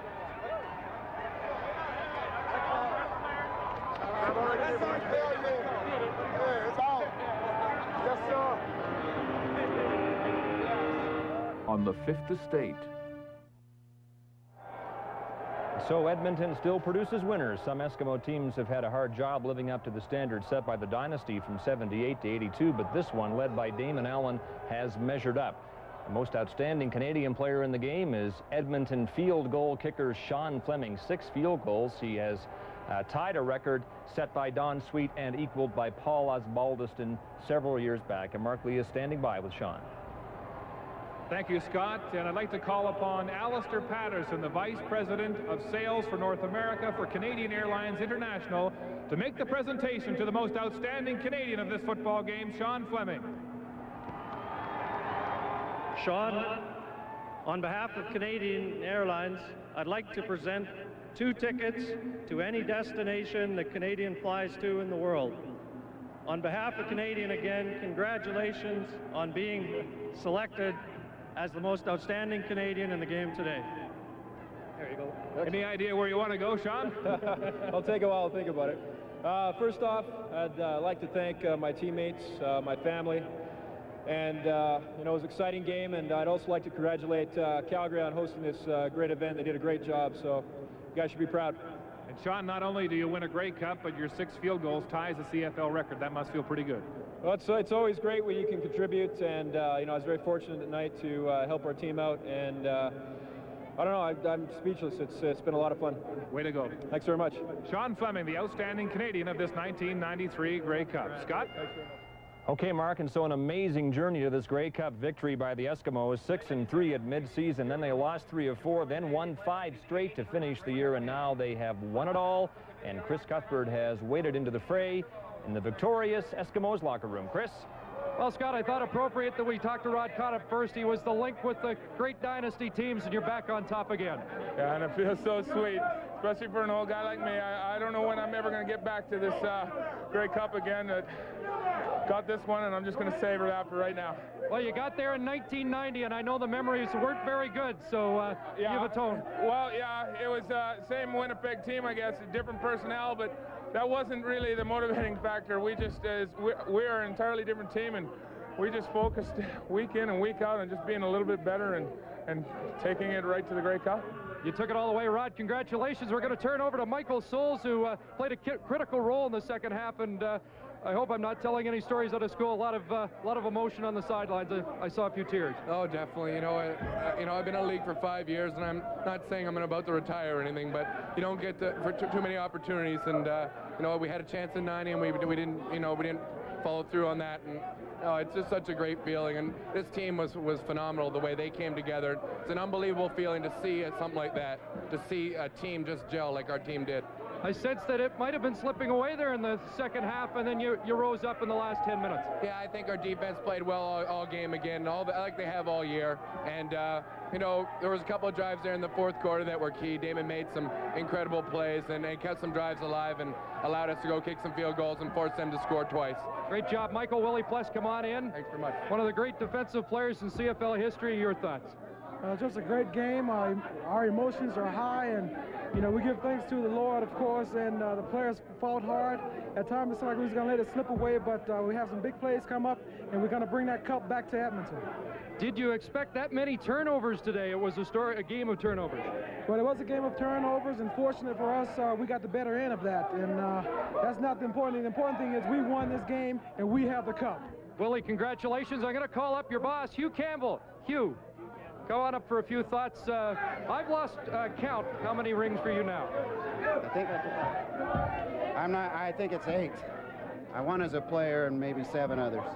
The game I remember mid-season was the second loss to Winnipeg. How did this team put it back together so effectively? Well, that was our last loss. I think the big thing here is that this football team kept growing, as did Winnipeg's. I admire what Cal Murphy has done with that team.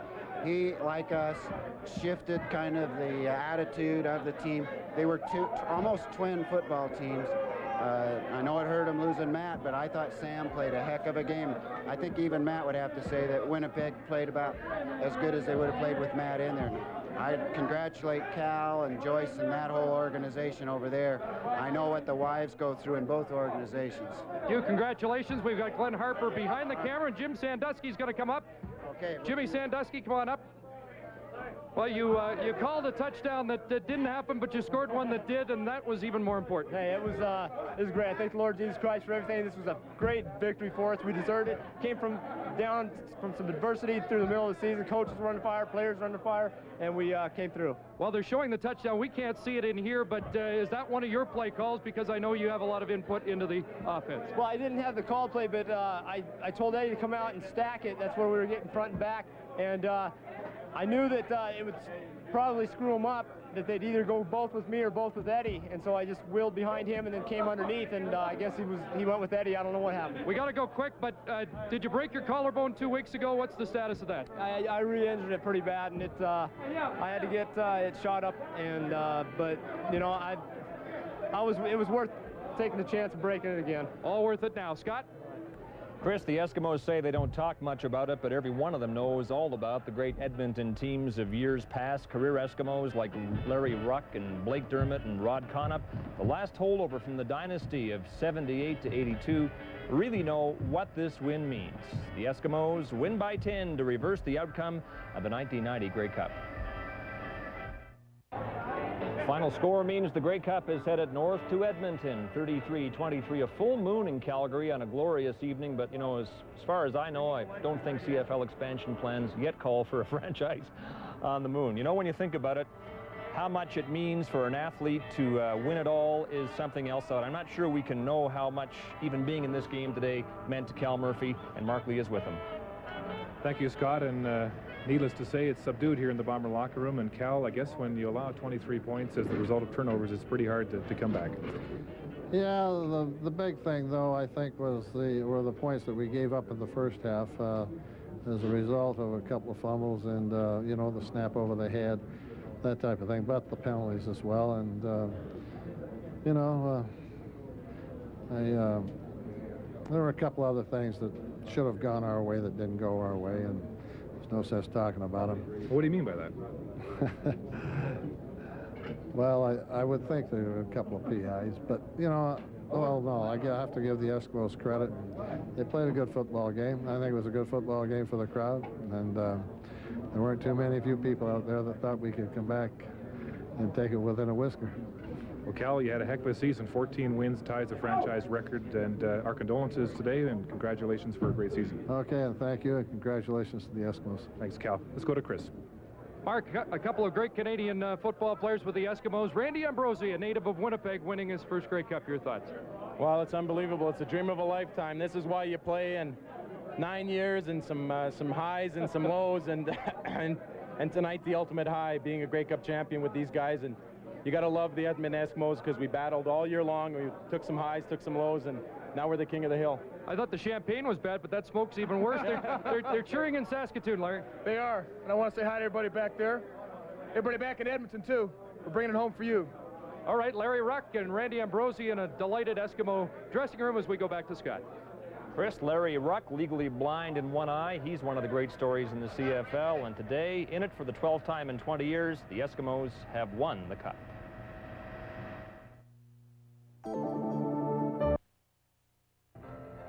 Well, the 50,000 fans who saw a good ball game at McMahon Stadium today are on their way home, and the Grey Cup is on its way to the city of Edmonton. And each of the last 2 years, the Eskimos were kept out of this Grey Cup game by last-minute Calgary wins, but they're in it now, and they've won it. And let's go to Chris Cuthbert. Well, Scott, we're with Ron Lancaster. Again, I wanted to give him a couple of minutes to digest it. Is this the moment that brought you back to the coaching ranks? Oh, yeah, I don't think there's any coach or player ever plays this league doesn't think that this is where you want to be at the end of November, and that it was a great week. Calgary put on a good show. The Winnipeg Blue Bombers, a good football team. Just wasn't to be today. It was our day. Nice family affair. I know you had Bobby on the sidelines and Ronnie Jr. up in the booth. Yeah, I sure did, and Ronnie came in to watch secondary for Adam, and Bob worked with Dwayne on the sideline. The sad part is my granddaughter Brittany and my grandson Mark aren't here.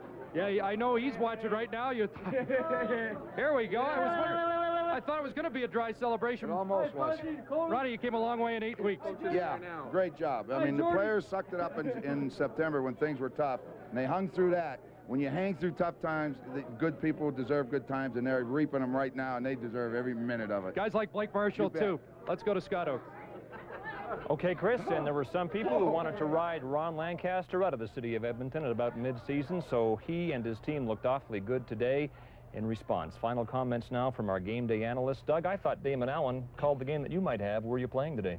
He did a tremendous job. He made plays when their back was against the wall in the second half and they needed to move the football just with sheer athletic ability. He threw a couple nice completions in there, but there were some plays where Winnipeg, for all intents and purposes, should have gotten the ball back, but he didn't let him. Dave, no question, the Edmonton Eskimos deserve this Grey Cup on the strength of brilliant coaching. Absolutely. Absolutely. Give you a chance here to plug one of your colleagues. I think Ron did a great job. I don't know all of the things that happened in Edmonton, but being a coach, I understand all the things that could happen to you, and I think he did a great job bringing them back, and Damon did a great job regrouping there in the middle of the year. What was the key to the game for the Eskimos? I definitely believe it's the turnovers plus the way Damon played. All his athletic ability, just getting free, a pass that he threw to Souls when they had it pretty well covered, and I think that just kept the drive going, and Damon just took the ball down the field. Celebration continues in the Edmonton locker room. Doug, you heard all the talk this week. Damon Allen saying he's never got the respect he deserves. Does he have it now? He's earned respect from defensive players across the league, no question about it, because he creates their running game. By his bootleg action, he draws linebackers with him. He makes people respect that, and it helps the running game. Thank you both for your comments today. Appreciate it. Let's go to the booth now and get some final thoughts from Don, James, and Dan. Thank you, Scott. Well, Damon Allen did, as Dave Ritchie said, a couple of key things late in the ballgame. Winnipeg desperately needed the ball, but Damon wouldn't give it to them. Healthy breakfast every day. Nutella. Spread some energy. Introducing Oust Fan. We're going to the